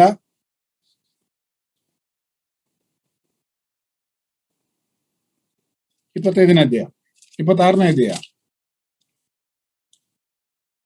28ನೇ ಅಧ್ಯಾಯ 1-2 ವಚನದಲ್ಲಿ ಅವನು ಹೇಳುವಂತ ಮಾತು, ಆಗ ಈಸಾಕನು ಯಾಕೋಬನನ್ನು ಕರೆದು ಅವನಿಗೆ, ನೀನು ಕಾನಾನ್ಯರ ಹೆಣ್ಣನ್ನು ಮದುವೆ ಮಾಡಿಕೊಳ್ಳಬೇಡ, ಪದ್ದಾನ್ ಆರಾಮ್ ದೇಶದಲ್ಲಿ ನಿನ್ನ ತಾಯಿಯ ತಂದೆಯಾದ ಬೆತೂವೇಲನ ಮನೆಗೆ ಹೊರಟು ಹೋಗಿ ಅಲ್ಲಿ ಸೋದರ ಮಾವನಾದ ಲಾಬಾನನ ಹೆಣ್ಣು ಮಕ್ಕಳಲ್ಲಿ ಒಬ್ಬಳನ್ನ ಮದುವೆ ಮಾಡಿಕೋ. ಅಲ್ಲಿ ಹೇಳ್ತಾರದು ಒಬ್ಬಳನ್ನ ಮದುವೆ ಮಾಡಿಕೋ, ಹೋಗಪ್ಪ ರಾಜಾ ಅಂತ ಕಳಿಸ್ತಾನೆ. ನಮ್ಮ ಹೀರೋ ಯಾಕೋಬನು ಬರ್ತಾನೆ, ಯಾಕೋಬನ ಮನೆಗೆ, ಲಾಬಾನ ಮನೆಗೆ ಬರ್ತಾನೆ. ಬಂದಿದ ತಕ್ಷಣನೇ ಅಲ್ಲಿ 29ನೇ ಅಧ್ಯಾಯ ನೀವು ನೋಡ್ತಾ ಇದ್ರೆ ಗೊತ್ತಾಗತ್ತೆ. ಅವನು ದೊಡ್ಡ ಮಗಳು ಲೇಯಲ್ ಇರ್ತಾಳೆ, ಸಣ್ಣ ಮಗಳು ರಾಹೇಲ್ ಇರ್ತಾಳೆ. ಇಬ್ಬರನ್ನ ನೋಡ್ತಾನೆ. ನೋಡಿದ ತಕ್ಷಣನೇ ಕರ್ತನ ಹೇಳಿದ್ದು ಅಲ್ಲ, ಅವ್ರ ತಂದೆ ಹೇಳಿದ್ದು ಒಬ್ಬಳನ್ನ ಮದುವೆ ಆಗುವಂತ. ಇಲ್ಲಿ ಮೊದಲನೇ ಸಹ ಇವನು ಅಟ್ರಾಕ್ಷನ್ ಆಗಿದ್ದು ಯಾರು? ನಾವು 17ನೇ ವಚನ, 29ನೇ ಅಧ್ಯಾಯ 17ನೇ ವಚನ 18ನೇ ವಚನ ಓದಿ. ಲೇಯ ಎಂಬಾಕೆಯ ಕಣ್ಣುಗಳು ಕಾಂತಿಹೀನವಾಗಿದ್ದವು, ರಾಹೇಲಳು ರೂಪವತಿಯೂ ಲಾವಣ್ಯವತಿಯೂ ಆಗಿದ್ದಳು. ಯಾಕೋಬನು ರಾಹೇಲನ್ನು ಮೆಚ್ಚಿಕೊಂಡು, ನಿನ್ನ ಕಿರಿ ಮಗಳಾದ ರಾಹೇಲಳಿಗೋಸ್ಕರ ನಿನ್ನಲ್ಲಿ 7 ವರ್ಷ ಸೇವೆ ಮಾಡುವೆನು ಎಂದು ಹೇಳಿದನು. 18 ಓಕೆ 18 ಓದಿರಲ್ಲ. ಹಾ. ಸೊ ಇಲ್ಲಿ ಒಬ್ಬಳ ಕಣ್ಣು ಕಾಂತಿಹೀನ ಆಗಿದೆ, ಇನ್ನೊಬ್ಬಳ ಕಣ್ಣು ತುಂಬಾ ಚೆನ್ನಾಗಿದೆ. ಅದೇ ಹಾಡಿದೆಯಲ್ಲ, ನಿನ್ನ ಕಣ್ಣ ನೋಟದಲ್ಲಿ 100 ಆಸೆ ಕಂಡೆನು, 100 ಆಸೆ ಕಂಡೆನು. ಕಣ್ಣೋಟದಲ್ಲೇ 100 ಆಸೆ ಬರುತ್ತಂತೆ. ಏನು ಹಾಡು ಬರ್ದೇನೆ. ಈ ಕವಿಗಳು ಬರೆಯುವಾಗ, ಪ್ರೇಮ ಕವಿಗಳು ಬರಿಬೇಕಾದ್ರೆ ನಿಮಗೆ ಮತ್ತೆ ಅದು ಆ ಕಣ್ಣನ್ನೇ ನೋಡ್ತಾ ಇರ್ಬೇಕು ಅನ್ಸುತ್ತೆ. ಇವನಿಗೆ ಲೇಳ ಕಣ್ಣು ನೋಡಿ ಕನಸುಗಳು ಬರಲಿಲ್ಲ, ಆದ್ರೆ ರಾಹೇಲ ಕಣ್ಣು ನೋಡಿದ ತಕ್ಷಣ ಇವನಿಗೆ 100 ಆಸೆಗಳು ಬಂದ್ಬಿಡ್ತು. ಸೊ ಏನ್ ಮಾಡ್ದ ಅವನ್ ಹೇಳ್ದ, ಮೊದಲನೇಳು ಬೇಡ, 2ನೇಳನ್ನ ಆಕೆ ಮಾಡ್ದ, ಲವ್ ಮಾಡ್ದ ಅವಳನ್ನ. ಸೊ ಅಲ್ಲಿಗೆ ಏನಾಯ್ತು, ಲಾಬಾನು ಒಂದು ಮಾತು ಹೇಳ್ದ, ಸರಿ ನೀನು ದೊಡ್ಡೋಳು ಇರ್ಬೇಕಾದ್ರೆ ನಮ್ಮ ದೇಶದ ಪದ್ಧತಿಯ ಪ್ರಕಾರ, ಅದನ್ನ ಮನೇಲಿ ಕುತ್ಕೊಂಡು ಓದಿ, ನಮ್ಮ ದೇಶದ ಪದ್ಧತಿಯ ಪ್ರಕಾರ ಮೊದಲನೇ ಮಗಳಿರುವಾಗ 2ನೇ ಮಗಳನ್ನ ಮದುವೆ ಮಾಡೋಂಗಿಲ್ಲ ಅಣ್ಣ. ಹಾಗಾಗಿ ದಯವಿಟ್ಟು ನೀನು ಈ ಕೆಲಸ ವಿಚಾರದಲ್ಲಿ ಸಮಸ್ಯೆ ಆಗ್ತದೆ. ಅದು ಯಾವಾಗ ಹೇಳ್ತಾನೆ, ಈ ನಿನ್ನ ಕೆಲಸಕ್ಕೆ 7 ವರ್ಷ ನಿನ್ನ ಕೆಲಸ ಮಾಡಿದ್ರೆ ರಾಹೇಲ್ ಕೊಡ್ತೀನಿ ಅಂತ ಹೇಳ್ತಾನೆ. ಆದ್ರೆ ಅವನು 7 ವರ್ಷ ಅವಳಿಗೋಸ್ಕರ ಕಷ್ಟಪಡ್ತಾನೆ. ಎಷ್ಟು ವರ್ಷ? 7 ವರ್ಷ. 7 ವರ್ಷ ಆದ್ಮೇಲೆ ಹೋಗ್ಲಿ ಮದುವೆ ಆಗ್ತಾನೆ. ರಾತ್ರಿ ಗೊತ್ತಾಗಲ್ಲ ಅವನಿಗೆ, ಬೆಳಗ್ಗೆ ನೋಡ್ತಾನೆ ಅವಳಲ್ಲ. ಯಾಕೆ ಮೋಸ ಮಾಡಿದೆ ನೀನ್ ನನಗೆ ಅಂತ ಹೇಳಿದಾಗ, ಅವನ ಪದ್ಧತಿ ಪ್ರಕಾರ ಮಾಡಕ್ ಆಗೋದಿಲ್ಲ, ನೀನು ಮತ್ತೆ ರಾಹೇಲನ ಮದುವೆ ಆಗ್ಬೇಕು ಅಂದ್ರೆ 7 ವರ್ಷ ಮದುವೆ ಆಗ್ಬೇಕು. ನೋಡ್ರಿ ಪ್ರೇಮ ಎಲ್ಲಿಗೆ ತೋಡೋದು. ಅವನ ತಂದೆ ಒಂದು ಮದುವೆ ಆಗಿ ಕರ್ಕೊಂಡ್ ಬಾ ಅಂತ ಹೇಳಿದ್ದ, ಇವನು ಅವಳಿಗೋಸ್ಕರ 7 ವರ್ಷ ಇದ್ದು ಈ ಇವಳನ್ನ ಕರ್ಕೊಂಡು ಹೋಗ್ದೆ. ಸರಿ ಆಯ್ತಪ್ಪ, ನನಗೆ ಬಂದಿದ್ದ ಹಣ ಬೇರೆ ಆಯ್ತು, ಇವಳನ್ನ ಕರ್ಕೊಂಡು ಬಂದ್ರೆ ಚೆನ್ನಾಗಿದ್ದಿರು. ಸಮಸ್ಯೆನೇ ಬೇರೆ ರೀತಿಯಲ್ಲಿ ಕರ್ತನ ತಗೊಂಡೋಗ್ತಿದ್ದ ದೇವರು. ಆ ಒಂದು ವಿಷಯವನ್ನೇ ಬೇರೆ ರೀತಿಯಲ್ಲಿ ಹೋಗ್ತಿತ್ತು. ಅದು ದೇವರ ಚಿತ್ತ ಹೇಗಿದೆಯೋ ಅದೇ ನಡೆಯುತ್ತೆ. ಆದ್ರೂ ಸಹ ಇದೊಂದು ನಿದರ್ಶನಗಳು ನಮ್ಮ ಮುಂದೆ ಇರ್ತದೆ ಎಂಬುದಾಗಿ ಹೇಳಲಿಕ್ಕೆ ನಮಗೆ ಇಷ್ಟಪಡ್ತೇನೆ.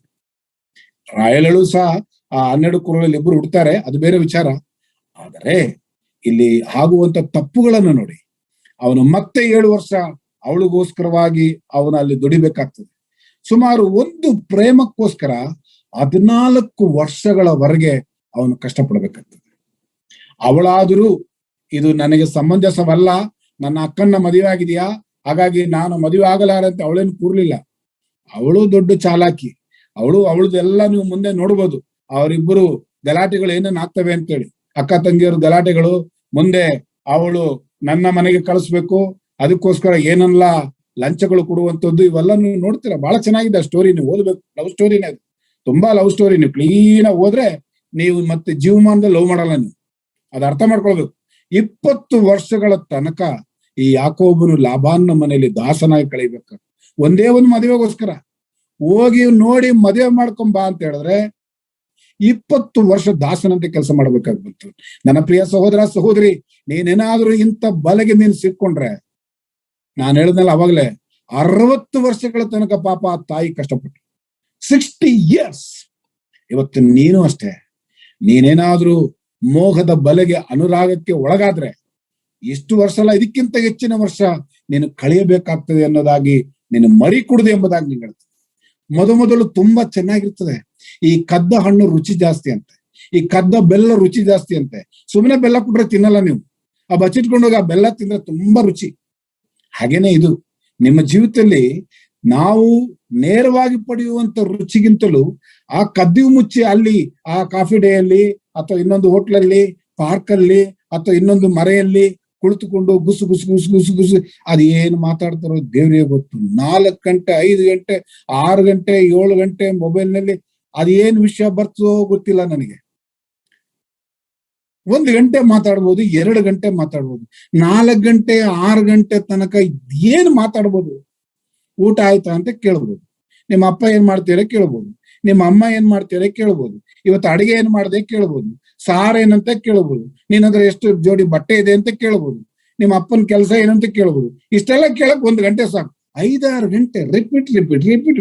ಊಟ ಮಾಡ್ದ, ಮಳೆ ಬಂತ, ಅಲ್ಲಿ ಕೆಸರು ಬಂತ, ಸೈಕಲ್ ಹೊಡ್ದ, ಅಲ್ಲಿ ಬಂದ, ಕಾರ್ ತಗೊಂಬಂದ, ಬೈಕ್ ತಗೊಂಬಂದ, ಮುಂದೆ ಏನು ದೋಸೆ ತಿಂದ. ಇದನ್ನ ಮಾತಾಡಿ ಮಾತಾಡಿ ಮಾತಾಡಿ ಯಾವ ನಾಲೆಡ್ಜು ಬೆಳೆಯುತ್ತೆ ಬುದ್ಧಿಮಂದರಾಗಿ. ಈಗ ಹಿಂದೆ ಎಲ್ಲ ಅದಕ್ಕೆ ನಾವು ಚಿಕ್ಕವರಿರುವಾಕರೆ ಈ ಪ್ರೇಮಕ್ಕೆ ಪ್ರೇಮದಾಸ, ಪ್ರೇಮ ರಾಗ ಇಂಥವೆಲ್ಲ ಹೇಳ್ತು. ಈಗ ಮೆಂಟಲ್ ಮೆಂಟಲ್ ಮೆಂಟಲ್ ಅಂತಾರೆ. ಈ ಪ್ರೇಮ ಮಾಡೋರ್ನ ಮೆಂಟಲ್ ಮಾಡ್ದಂಗ್ ಮಾಡ್ತಾಳೆ ನೋಡ್ರು, ಮೆಂಟಲ್ ಮಾಡ್ದಂಗ್ ಮಾಡ್ತಾಳೆ ನೋಡ್ರು, ಅವಳು ಯಾಕೆ ಹಂಗ್ ಮಾಡ್ತಾಳೆ, ಅವಳು ಯಾಕೆ ಹಂಗ್ ಯಾಕೆ ಅಂದ್ರೆ ಇದು ನಡೀತಾ ಇರೋ ಸಂಗತಿ ಹಂಗೆ. ಮೆಂಟಲ್ಗಳೇ ಹುಚ್ಚರಾಗಿ ಹೋಗಿರುವಂಥದ್ದು. ನನ್ನ ಪ್ರಿಯ ಸಹೋದರ ಸಹೋದರಿ, ಈ ಯಾಕೋಬನು ನಮ್ಮ ಮುಂದೆ ಉದಾಹರಣೆ ಇದ್ದಾನೆ, ಬೇರೆ ಯಾರು ಬೇಡ. 1 ಮದುವೆ ಮಾಡ್ಕೊಂಡ್ ಬಾ ಅಂದ್ರೆ 2 ಮದುವೆ ಮಾಡ್ಕೊಂಡು 20 ವರ್ಷ ಕಷ್ಟಪಟ್ಟು ಹೊರಗೆ ಬರ್ತಾನೆ. ಇನ್ನು ನಮ್ಮ ಅನ್ಯನಿಗೆ ಮದುವೆ ಆದಂತ ಏಸಾವನು ಏನ್ ಮಾಡ್ದ ನೋಡಿ.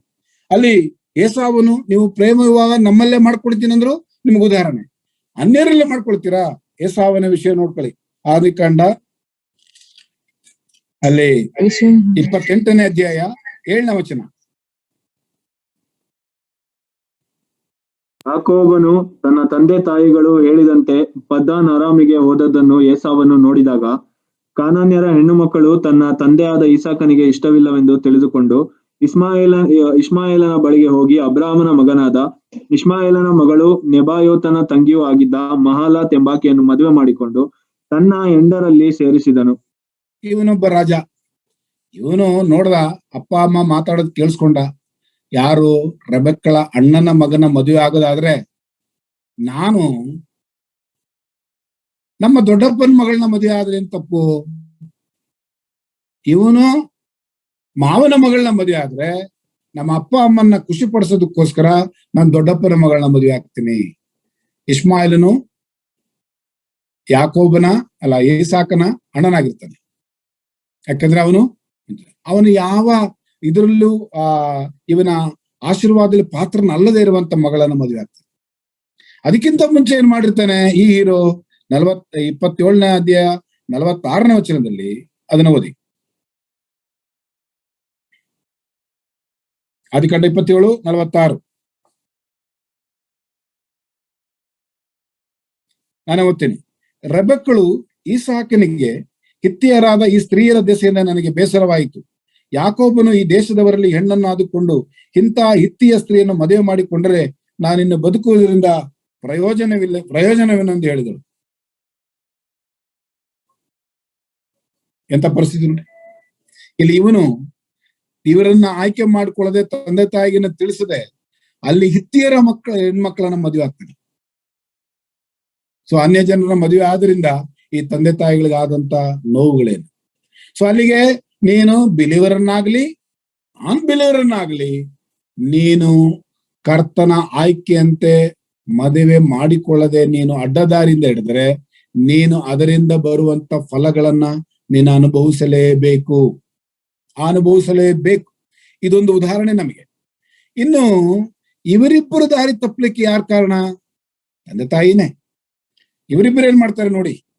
ಇಲ್ಲಿ ಯಾಕೋಬನು ನಾವು ನೋಡ್ತೇವೆ ಯಾಕೋಬನು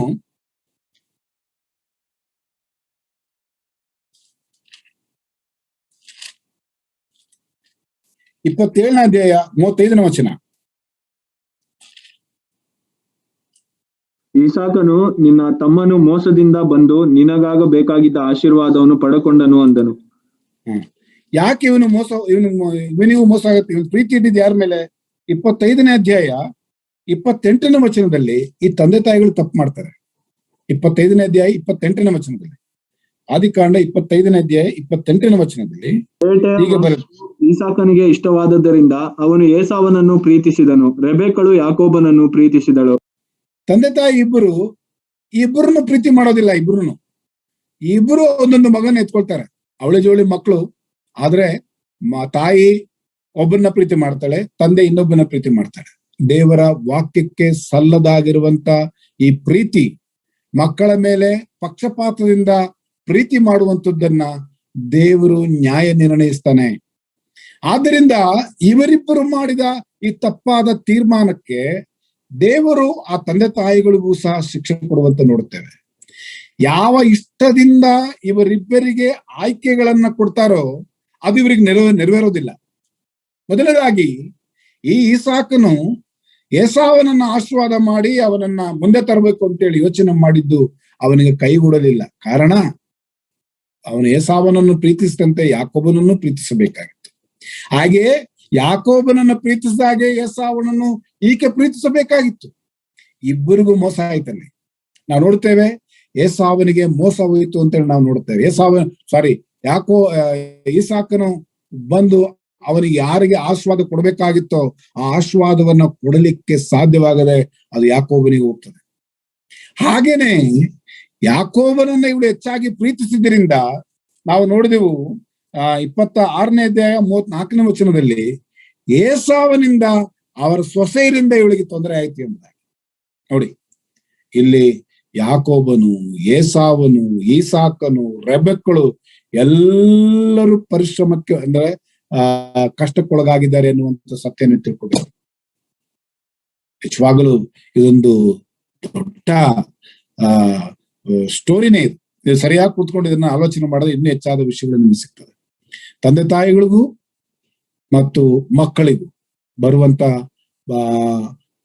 ಎಂತ ಹೇಳ್ತಾರೆ ಫಲಿತಾಂಶ ಏನು ಎಂಬುದಾಗಿ ನಿಮಗೆ ಗೊತ್ತಾಗ್ತದೆ. ಹಾಗಾಗಿ ದಾರಿ ತಪ್ಪುವಂತ ಹೆಣ್ಣು ಮಕ್ಕಳೇ, ಗಂಡು ಮಕ್ಕಳೇ, ದಾರಿ ತಪ್ಪಲು ಅವಕಾಶ ಮಾಡಿಕೊಟ್ಟ ತಂದೆ ತಾಯಿಗಳೇ, ಬಹಳ ಎಚ್ಚರವಾಗಿರ್ಬೇಕು ನೀವು. ಈ ಸತ್ಯವೇದವು ನಮ್ಮನ್ನ ಎಚ್ಚರಿಕೆ ಕೊಡ್ತಾ ಇದೆ. ನಿಮ್ಮ ಮಕ್ಕಳೊಟ್ಟಿಗೆ ಕೂತು ಮಾತನಾಡಿ, ಮಕ್ಕಳು ತಂದೆ ತಾಯಿಗಳೊಟ್ಟಿಗೆ ಶೇರ್ ಮಾಡಿ. ಅದು ನಿಮ್ಮನ್ನ ಈ ಲವ್ ಮ್ಯಾರೇಜ್ ಇಂದ ತಪ್ಪಿಸುತ್ತೆ. ಈ ಪ್ರೇಮ ವಿವಾಹದಿಂದ ನಿಮ್ಮನ್ನು ಅಲ್ಲಿಂದ ದೂರ ತಕೊಂಡು ಹೋಗ್ತದೆ. ಇಲ್ಲವಾದಲ್ಲಿ ದೊಡ್ಡ ಗುಂಡಿಗೆ ನೀವೇ ಬೀಳಬೇಕಾದಂತ ಪರಿಸ್ಥಿತಿ, ನೀವು ತೋಡಿದಂತ ಗುಂಡಿಗೆ ನೀವೇ ಬೀಳಬೇಕಾಗ್ತದೆ. ಇಲ್ಲ ನಿಮ್ಮನ್ನು ತಂದೆ ತಾಯಿಗಳೇ ತಳ್ಳಿದ ಹಾಗಾಗ್ತದೆ. ಅದರಿಂದ ಎಚ್ಚರವಾಗಿರಲಿ. ನನ್ನ ಸಮಯ ಮೀರಿ ಹೋಗ್ತಾ ಇದೆ. ಇನ್ನೊಬ್ಬ ವ್ಯಕ್ತಿ ನಾವು ನೋಡೋಣ. ಅನ್ಯ ಜನರನ್ನ ನಾವು ದೇವರ ಸನ್ನಿಧಾನಕ್ಕೆ ತಂದ್ರೆ ದೇವರು ಆ ಮನೆಯಲ್ಲಿ ಸಮಾಧಾನ, ಆ ಜನದಲ್ಲಿ, ಆ ಸಭೆಯಲ್ಲಿ ಸಮಾಧಾನ ಕೊಡೋದಿಲ್ಲ ಅನ್ನೋದಕ್ಕೆ ಒಂದು ಅರಣ್ಯಕಾಂಡ 25ನೇ ಅಧ್ಯಾಯ 6ರಿಂದ 6 ಮತ್ತು 14ನೇ ವಚನ ನೋಡುತ್ತೇವೆ. ಅರಣ್ಯಕಾಂಡ 25ನೇ ಅಧ್ಯಾಯ 6 ಮತ್ತು 14ನೇ ವಚನದಲ್ಲಿ ಅಲ್ಲೊಂದು ಸಂಗತಿ ನಡೆಯುತ್ತೆ. ಸಿಕ್ಕಿದ್ರೆ ಓದಿ, ಇಲ್ಲಾದ್ರೆ ಹಾಗೆ ನಾನು ಹೇಳ್ತೇನೆ. ಸಮೂಹದವರು ದೇವ ದರ್ಶನದ ಗುಡಾರದ ಬಾಗಿಲಿನ ಹತ್ತಿರ ಆಳುತ್ತಿರುವಾಗ ಇಸ್ರಾಯೇಲ್ಯನಾದ ಒಬ್ಬ ಮನುಷ್ಯನು ಮೋಶೆಗೂ ಸರ್ವ ಸಮೂಹದವರಿಗೂ ಎದುರಾಗಿಯೇ ಒಬ್ಬ ಮಿದ್ಯಾನ್ ಸ್ತ್ರೀಯನ್ನು ತನ್ನ ಕುಲದವರ ಬಳಿಗೆ ಕರೆಕೊಂಡು ಬರುವುದನ್ನು ಕಂಡರು. 14ನೇ ವಚನ. ಆ ಮಿದ್ಯಾನ್ ಸ್ತ್ರೀಯೊಡನೆ ಹತವಾದವನ ಹೆಸರು ಜಿಮ್ರಿ. ಅವನು ಸಿಮೆಯೋನ್ ಕುಲದವರಲ್ಲಿ ಗೋತ್ರ ಪ್ರಧಾನನಾದ ಸಾಲು ಎಂಬವನ ಮಗ. ಇಲ್ಲಿ ಇವತ್ತು ಎಷ್ಟೋ ಜನ ಸಭೆಯಲ್ಲಿ ಹಿರಿಯರು ಸಹ ದಾರಿ ತಪ್ತಾ ಇದ್ದಾರೆ, ಸ್ವಾರ್ಥಕರು ದಾರಿ ತಪ್ತಾ ಇದ್ದಾರೆ. ನಾನು ಈ ವಿಚಾರದಲ್ಲಿ ಖಂಡಿತವಾಗಿ ಬಹಳ ಸವಾಲಾಕಿ ನಾನು ಎದುರಾಕೊಂಡು ಬರ್ತಾ ಇದ್ದೇನೆ. ಒಬ್ಬ ಅನ್ಯ ಸ್ತ್ರೀಯನ್ನ, ಅನ್ಯ ಯುವತಿಯನ್ನ ಅಥವಾ ನಾಮಧೇಯ ಕ್ರೈಸ್ತರನ್ನ ನೀವು ಮದುವೆಯಾಗಿ ಎರಡು ಕಡೆನೂ ನಡೆಸುವಂತ ಮದುವೆಗಳು ಬಹಳ ನೋಡಿದ್ದೆ ನಾನು.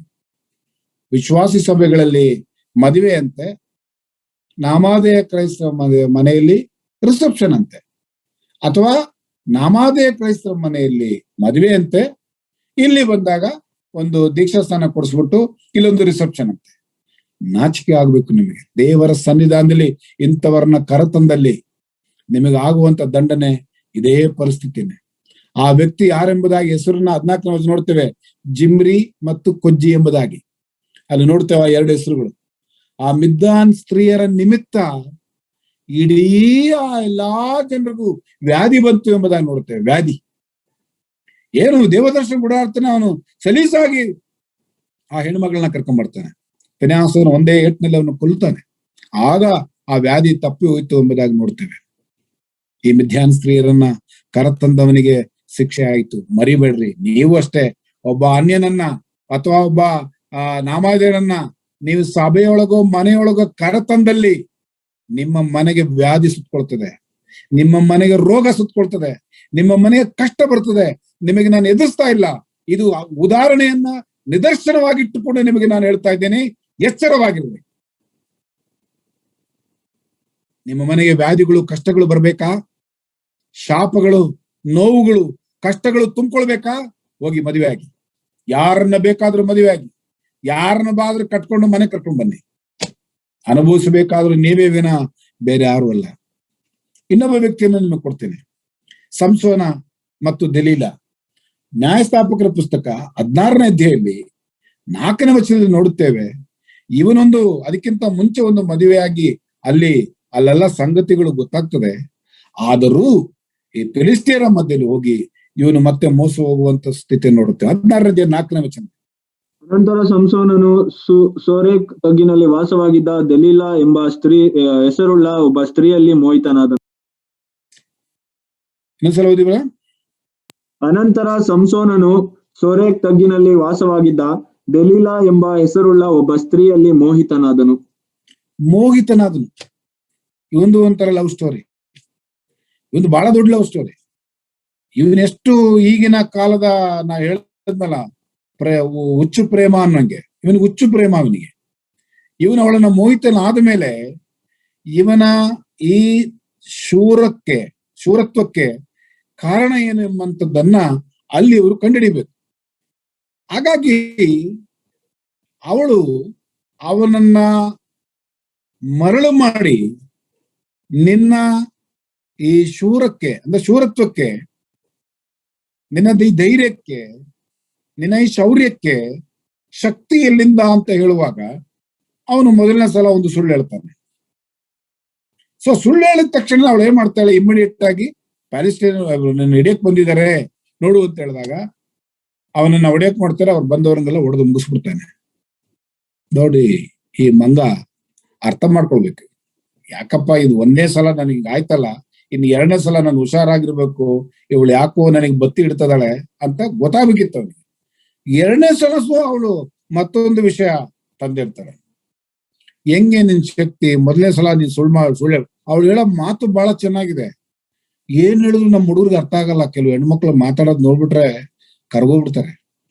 ಇವನು ಹಂಗೆ, ಇವಳು ಮಾತಾಡೋ ವಿಚಾರ ನೋಡ್ಬಿಟ್ರೆ, ನೋಡಪ್ಪ ನೀನ್ ಲಾಸ್ಟ್ ಟೈಮು ನನಗ್ ಮೋಸ ಮಾಡಿದ್ಯಾ, ಈಗ ಮಾತ್ರ ನೀನು ಮೋಸ ಮಾಡ್ಬಾರ್ದು, ಸತ್ಯ ಹೇಳಪ್ಪ ಅಣ್ಣ ಅಂತೇಳಿ, ಅಣ್ಣ ಅಲ್ಲ ಪ್ರಿಯೆ ಅಂತ ಹೇಳ್ತಾನೆ. ಇವನು ಸಹ ಅರ್ಥ ಆಗ್ಬೇಕಾಗಿತ್ತು, ಇವಳೆಲ್ಲೋ ನನಗೆ ಬೂಟ ಇಡ್ತಾ ಇದ್ದಾಳೆ, ನನ್ನನ್ನು ಸಾಯಿಸ್ತಾಳೆ, ಏನೋ ಮಾಡ್ತಾಳೆ, ಗೊತ್ತಾಗದ್ ಬಿಡುವ. ಅಯ್ಯೋ ದೇವ್ರ, ಯಾಕೆ ಪ್ರೇಮ ಹಂಗೆ, ಆ ಲವ್ ಹಂಗೆ. ಆ ಲವ್ ಇದೆಯಲ್ಲ, ಅದ್ ಏನ್ ಹೇಳಿದ್ರು ಕೇಳಲ್ಲ. ಎಲ್ಲಿ ಬೇಕಾದ್ರೂ ಗುದ್ದಿಸ್ಕೊಳತ್ತೆ, ಎಲ್ಲಿ ಬೇಕಾದ್ರೂ ಓಡಿಸ್ಕೊಳತ್ತೆ, ಎಲ್ಲಿ ಬೇಕಾದ್ರೂ ಅವಮಾನ ಆಗತ್ತೆ, ಎಲ್ಲಿ ಬೇಕಾದ್ರೂ ದಾಡಿ ಬಿಡ್ಕೊಳ್ತೀರ, ಎಲ್ಲಿ ಹೇಳಕ್ ಆಗೋದಿಲ್ಲ ನನಗೆ, ಏನ್ ಬೇಕಾದ್ರೂ ಮಾಡ್ಕೊಳ್ತೀರ. ಆ ಲವ್ ಹಂಗೆ. 2ನೇ ಸಲ ಆಯ್ತು, ಪಾಠ ಕಲಿಬೇಕ್ತಾನೆ ಮಹಾರಾಜ, ಅದ್ರಲ್ಲೂ ಕಲ್ತಿಲ್ಲ. 3ನೇ ಸಲ ಮತ್ತೆ ಹೇಳ್ತಾಳೆ. ಅದು ಎಷ್ಟು ಮೋಹಿತನಾಗಿದ್ದ ಅಂತ ಹೇಳಿ ತಿಳ್ಕೊಳ್ಬೇಕು ಈ ಲವ್. ಆ 3ನೇ ಸಲನೂ ಮತ್ತೆ ಅಟ್ಯಾಕ್ ಮಾಡ್ತಾಳೆ. ಆ ಮಾತುಗಳಿಗೆ ಮತ್ತೆ ಹೇಳ್ತಾನೆ, ರಾಣಿ ಹಂಗಲ್ಲಮ್ಮ, ಹಿಂಗೆ. ಅಲ್ಲೂ ಸುಳ್ಳು ಹೇಳ್ತಾನೆ. ಅವನು ನಾಟಕ ರಾಜನೇ, ಅವನೇನ್ ಸಾಮಾನ್ಯನಲ್ಲ. ಇವಳು ಎಷ್ಟು ನಾಟಕ ಮಾಡ್ತಾಳೆ, ಅವನು ಅಷ್ಟೇ ನಾಟಕ ಮಾಡ್ತಿದ್ದಾರೆ. ಲವ್ ಮಾತ್ರ ಜೀವಕ್ಕೆ ಜೀವ ಇವರಿಬ್ರು. ಆದ್ರೆ ಇಬ್ರು ಮಧ್ಯ ಸುಳ್ಳುಗಳು. ಈ ಲವ್ ನಡೆಯುವಾಗಲೇ ಹಿಂಗೆ, ನಮ್ಮಪ್ಪ ಹಂಗೆ, ನನಗೆ ಹಿಂಗೆ, ನಾನ್ ಹಿಂಗೆ. ಮದುವೆ ಆದ್ಮೇಲೆ ಎಲ್ಲ ಟುಸ್ಸು ಎಲ್ಲ ಬಲೂನಲ್ಲಿ ಹೊಡೆದಂಗೆ ಎಪ್ಪಸಕ್ಕಂತ ಹೊಡೆದೋಗ್ತದೆ. ಅವಾಗ ನೀನ್ ಹಂಗ ಹೇಳ್ದೆ, ಇವತ್ತೇ ನೀನ್ ಹಿಂಗಿದ್ಯಾ, ನೀನು ಹಂಗ ಹೇಳ್ದೆ, ನೀನ್ಯಾಕೆ ಹಿಂಗಿದ್ಯಾ, ಜಗಳ. ಈ ಲವ್ ಮಾಡ್ಬೇಕಾರೆ ಹಂಗೇನೆ ಇವೆಲ್ಲ ಬರ್ತದೆ. ಇಬ್ಬರು ನಾಟಕ ರಾಜಗಳು, ಇಬ್ಬರು ಸುಳ್ಳಿನ ಮೇಲೆ ಸುಳ್ಳು ಹೇಳುವಂಥದ್ದು. ಆಯ್ತು, ಏನಾಯ್ತು 3ನೇ ಸಲ? ಆಯ್ತಪ್ಪ, ಆಯ್ತಾ, ಮುಗ್ದೋಯ್ತು. ಆಯ್ತು, ಆಗ್ಲಿಲ್ಲ. 3ನೇ ಸಲನೂ ಆಗ್ಲಿಲ್ಲ. ರಾಜ ನೀನ್ 4ನೇ ಸರಿ ಆದ್ರೂ ಹುಷಾರಾಗ್ಬೇಕಲ್ವಾ? ಆಗಿದ್ದಾಗಲೂ ಇವಳು ಕಡೆದ ಸತ್ತೇ ಹೋಗ್ಬಿಡ್ತೀನಿ ಅಂತೇಳಿ ತೀರ್ಮಾನ ಮಾಡ್ಬಿಟ್ಟು, ನೀನ್ ಸಾಯಿಸ್ಬೇಕೇನು ನನಗೆ, ಸಾಯಿಸ್ಬಿಡು ಅಂತ ಹೇಳಿ ಸುತ್ತ ಹೇಳ್ಬಿಟ್ಟು. ಲವ್ ನೋಡಿ ಸ್ವಾಮಿ, ಲವ್ ಅಲ್ಲ ನನ್ನ ಪ್ರಿಯ ಮಕ್ಕಳ, ಏನದು ಖುಷಿ? ನಿಮಗೆ ಪ್ರಾಣ ಕೊಡೋದ್ರಲ್ಲೂ ಒಂದು ಖುಷಿ. ಏನಂತೀರ? ಹೋಗಿ ಅಲ್ಲಿ ಆ ನೇಣ ಹಾಕೊಳ್ಳೋದಿರ್ಲಿ, ಅಥವಾ ವಿಷ ಕುಡಿಯೋದಿರ್ಲಿ, ಆ ಟ್ರೈನಿಗೆ ತಲೆ ಕೊಡೋದಿರ್ಲಿ, ಅಥವಾ ಏನೇ ಮಾಡೋದು, ಏನ್ ಖುಷಿ ಖುಷಿಯಾಗಿ ಈಗೊಂದು ಶುರು ಆಗ್ಬಿಟ್ಟಿದೆ. ಸೆಲ್ಫಿ ಇಟ್ಕೊಂಡು ನಾನು ಹಿಂಗ್ ಸಾಯ್ತಿದ್ದೀನಿ ನೋಡ್ರಿ ಅಂತ ಹೇಳಿ, ಕಾಟ್ ಹಾಕೊಂಡು, ಮಂಚ ಹಾಕೊಂಡು, ಎಂತ ಬಂಡೆ ಮೇಲೆ ನಿಂತ್ಕೊಂಡು, ಆ ವಿಷ ಕುಡ್ಕೊಂಡು, ಅಯ್ಯಯ್ಯಯ್ಯಪ್ಪ ಬೇಡ ಬೇಡ, ಸಾಯೋದು ಖುಷಿ. ಈ ರೀತಿ ದೇವರು ಕೊಟ್ಟಂತ ಅಮೂಲ್ಯವಾದ ನಿನ್ನ ಪ್ರಾಣವನ್ನ ಯಾವಳಿಗೋ ಯಾವನಿಗೂ ನಿನಗೋಸ್ಕರ ತಂದೆ ತಾಯಿ ಕಷ್ಟಪಟ್ಟು ನಿನ್ನ ಉಚ್ಚೆ, ನೀನು ಮಲಗಿದಾಗ ಹಾಸಿಗೆ ಮೇಲೆ ಉಚ್ಚೆ ಹೋಗಿದಾಗ, ನೀನು ಹೇಸಿಗೆ ಮಾಡಿದಾಗ ಅದನ್ನೆಲ್ಲ ಕೈ ತುಂಬಾ ಬಾಚ್ಕೊಂಡು ಚೆಲ್ಲಿ ನೀನು ತೊಳೆದು ಸ್ವಚ್ಛ ಮಾಡಿ ನಿನ್ನ ಇಷ್ಟರ ಮಟ್ಟಿಗೆ ಕರ್ಕೊಂಡ್ಬಂದು ತಂದೆ ತಾಯಿ ನಿನ್ ಮುಂದೆ ಬರೋದಿಲ್ಲ. ನಮ್ಮ ಅಪ್ಪ ಅಮ್ಮನಿಗೋಸ್ಕರ ಪ್ರಾಣ ಕೊಡ್ಬೇಕು ಅಂತ ನಿನ್ಗೆ ಅನ್ಸಲ್ಲ. 2 ತಿಂಗಳು ನಿನಗೆ ಬಂದು ಪ್ರಿಯೇ ನಾನು ನಿನಗೋಸ್ಕರ ಪ್ರಾಣ ಕೊಡ್ತೀನಿ ಅಂದ್ರೆ ರಬಕ್ಕಂತ ಹೋಗ್ಬಿಡು, ಇಬ್ರು ಸಾಯನ ಹೋಗು, ಆಯ್ತು ನಿಮ್ಮ ಅಪ್ಪ ಅಮ್ಮ ಏನಾರ ಮಾಡ್ಕೊಳ್ಳಿ, ಏನಾರ ಮಾಡ್ಕೊಳ್ಳಿ, ನನಗೆ ಯಾಕೆ ನನ್ನ ಪ್ರಿಯರೇ? ನಿಮ್ಮ ತಂದೆ ತಾಯಿಗಳು ನಿಮಗೋಸ್ಕರವಾಗಿ ಎಷ್ಟೋ ಕನಸುಗಳನ್ನ ಕಟ್ಟಿರ್ತಾರೆ, ಎಷ್ಟೋ ನೋವುಗಳನ್ನು ತಿಂದಿರ್ತಾರೆ. ನಿಮಗೋಸ್ಕರ ಶಾಲೆಯಲ್ಲಿ ಕರ್ಕೊಂಡು ಹೋಗುವಾಗ ನಿಮ್ ತಂದೆ ಅನುಭವಿಸಿದ ನೋವು ನಿಮಗೆ ಗೊತ್ತುಂಟ? ಫೀಸ್ ಕಟ್ಲಿಕ್ಕೆ ನಿಮ್ಮ ಅಪ್ಪ ಅಮ್ಮ ಕಷ್ಟಪಟ್ಟದ್ದು ನಿಮಗೆ ಗೊತ್ತುಂಟ? ನೀವು ಊಟ ಮಾಡದೇ ಇದ್ದಾಗ ರಾತ್ರಿ ನಿಮಗೆ ನಿದ್ರೆ ಒಳಗೂ ಆ ಅನ್ನದ ಉರುಳನ್ನ ಉಂಡೆ ಮಾಡಿ ನಿಮ್ಮ ಬಾಯೊಳಗೆ ತುರುಕಿದ್ದನ್ನ ಮರ್ತಿದ್ದೀರ. ಅವರಿಗೆ ಬಟ್ಟೆ ಇಲ್ಲ ಅಂದ್ರು ನಿಮಗೆ ಬಟ್ಟೆ ಕೊಡಿಸಿ ನಿಮ್ಮನ್ನು ಉಡಿಸಿ ಸಂತೋಷ ಪಟ್ಟಿದ್ದನ್ನು ನೆನೆಸ್ಕೊಂಡಿದ್ದೀರ. ಎತ್ತ ಮಗಳೇ ತನ್ನ ಪ್ರೇಮಕ್ಕೆ ಅಡ್ಡವಾದನು ಅಂತೇಳಿ ಮಗಳೇ ತಂದೆಯನ್ನ ಕೊದ್ದಂತ ಚರಿತ್ರೆ ಕರ್ನಾಟಕದಲ್ಲಿದೆ. ಎತ್ತ ತಂದೆಯನ್ನೇ ತನ್ನ ಪ್ರೇಮಕ್ಕೆ ಅಡ್ಡ ಆದ ಅಂತೇಳಿ ಪ್ರೇಮಿಗಳಿಬ್ಬರು ಸೇರಿ ತಂದೆಯನ್ನು ಕೊಂದಂತ ಚರಿತ್ರೆ ಇವತ್ತು ಕರ್ನಾಟಕದಲ್ಲಿ. ಯಾಕೆಂದ್ರೆ ಈ ದೇವರ ವಾಕ್ಯದ ಅರಿವು ಅವರಿಗಿಲ್ಲದೆ ಇರುವಂಥದ್ದು, ಸತ್ಯದ ಪರಿಜ್ಞಾನ ನಿಮಗೆ ಅವರಿಗಿಲ್ಲದೆ ಹೋದಂಥದ್ದು. ಇವತ್ತು ಸಂಸೋನನಂತೆ ಮತ್ತು ದೆಲೀಲನಂತೆ ಇಬ್ಬರೂ ಇರುವಂತ ವ್ಯವಸ್ಥೆ. ಅನೇಕರ ಹೃದಯದಲ್ಲಿ ಸಂಸೋನ ಇದ್ದಾನೆ, ಅನೇಕರ ಹೃದಯದಲ್ಲಿ ದೆಲೀಲ ಇದ್ದಾಳೆ, ಅನೇಕರ ಹೃದಯದಲ್ಲಿ ರಾಹೇಲ್ ಇದ್ದಾಳೆ, ಅನೇಕರ ಹೃದಯದಲ್ಲಿ ಯಾಕೋಬನಿದ್ದಾನೆ. ಯಾಕೋಬನು ರಾಹೇಲ್ ಇರುವುದು ಒಳ್ಳೇದೇ, ಆದ್ರೆ ತಪ್ಪುಗಳು ನಿದರ್ಶನಗಳಾಗಿರುವುದರಿಂದ ಅದು ನಾವು ಮಾಡ್ಕೊಳ್ಳುವುದು. ನನ್ನ ಪ್ರಿಯ, ಅನೇಕರು ಜಿಮ್ರಿ, ಅನೇಕರು ಕೊಜ್ಜಿ, ಇವರೆಲ್ಲ ನಿಮ್ಮ ಹೃದಯಗಳಿಂದ ತೆಗೆದು ಇವತ್ತು ಹಾಕ್ಬೇಕು. ಅದು ಒಳ್ಳೇದಲ್ಲ. ನಿಮ್ಮ ಜೀವಿತವನ್ನ ಸಾಕಾರ ಮಾಡುವುದಲ್ಲ. ನಿನ್ನ 5 ನಿಮಿಷ ನನ್ನ ಮುಂದೆ ಇದೆ, ನಾನು ಇನ್ನೊಬ್ಬ ವ್ಯಕ್ತಿಯನ್ನ ನಿಮ್ಮ ಮುಂದೆ ಕೊಡ್ತೇನೆ. ಅವನು ಸೊಲೊಮೋನ್ 1 ಅರಸು 11ನೇ ಅಧ್ಯಾಯ 3, 8, 9, 11ನೇ ವಚನ.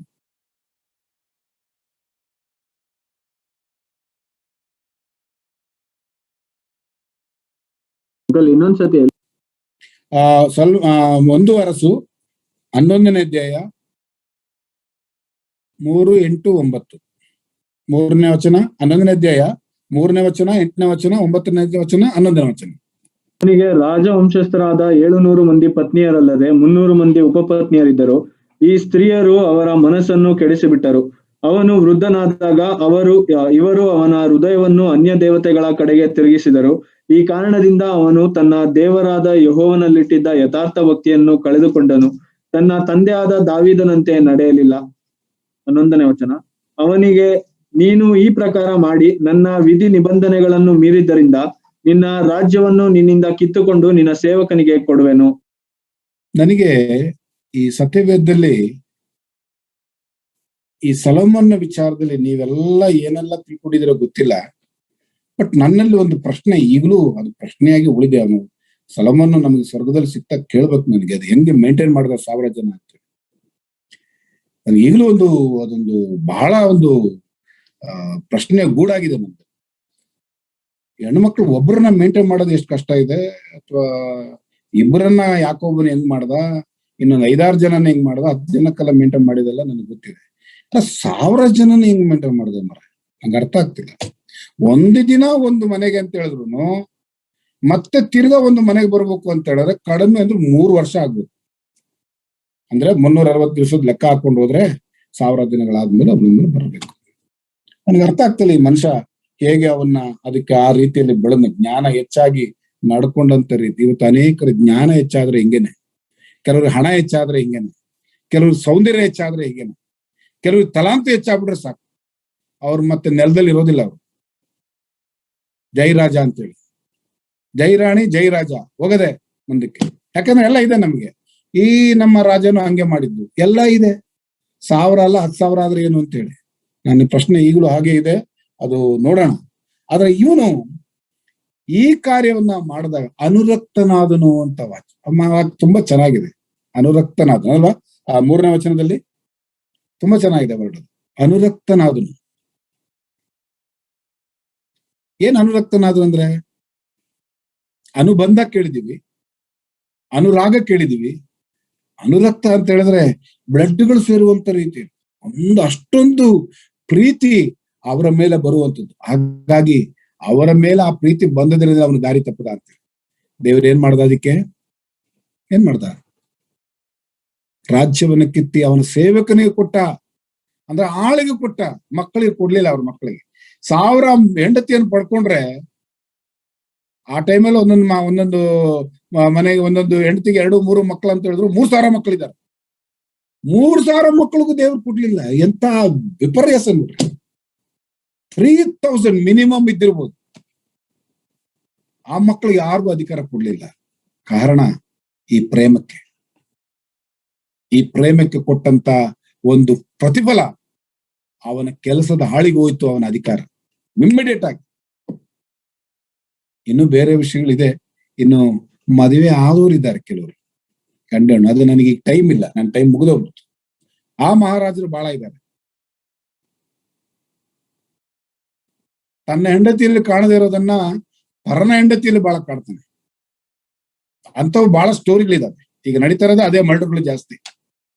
ಅದೇ ರೀತಿಯಲ್ಲಿ ಹೆಂಡತಿಯರು ಅಷ್ಟೇ ತನ್ನ ಗಂಡನಲ್ಲಿ ಕಾಣದೇ ಇರುವುದನ್ನ ಪಕ್ಕದ ಮನೆಯವನ ಹತ್ರ ಕಾಳ್ತಾ ಇರ್ತೀವಿ. ಇದೆಲ್ಲ ಇವತ್ತು ದೇವರ ನಾಮಕ್ಕೆ ನಾನು ಹೇಳ್ತಿರೋ ಅನ್ಯರ್ದು ಯಾವುದು ನಾನು ಹೇಳ್ತಾ ಇಲ್ಲ. ಇದನ್ನ ಅನ್ಯರ ವಿಷಯ ನಾನು ಇಲ್ಲಿ ತರದೇ ಇಲ್ಲ. ದೇವ ಜನರ ವಿಷಯನೇ ನಾನು ಹೇಳ್ತಾ ಇರೋದು. ಇವತ್ತು ಈ ಪ್ಯಾಂಡಮಿಕ್ ಎಲ್ಲ ಬಂದಿರುವಂತದ್ದು ಅನ್ಯರು ಮಾಡಿದ ಪಾಪಕ್ಕೋಸ್ಕರವಾಗಿ ಎಂಬುದಾಗಿ ತಿಳಿಬೇಡ್ರಿ. ದೇವ ಜನರಲ್ಲಿ ಉಂಟಾಗಿರುವಂತ ಪಾಪಕ್ಕೆ ಇದು ಒಂದು ಕಾರಣ ಆಗಿದೆ ಅಂತ ತಿಳ್ಕೊಳ್ಳಿ.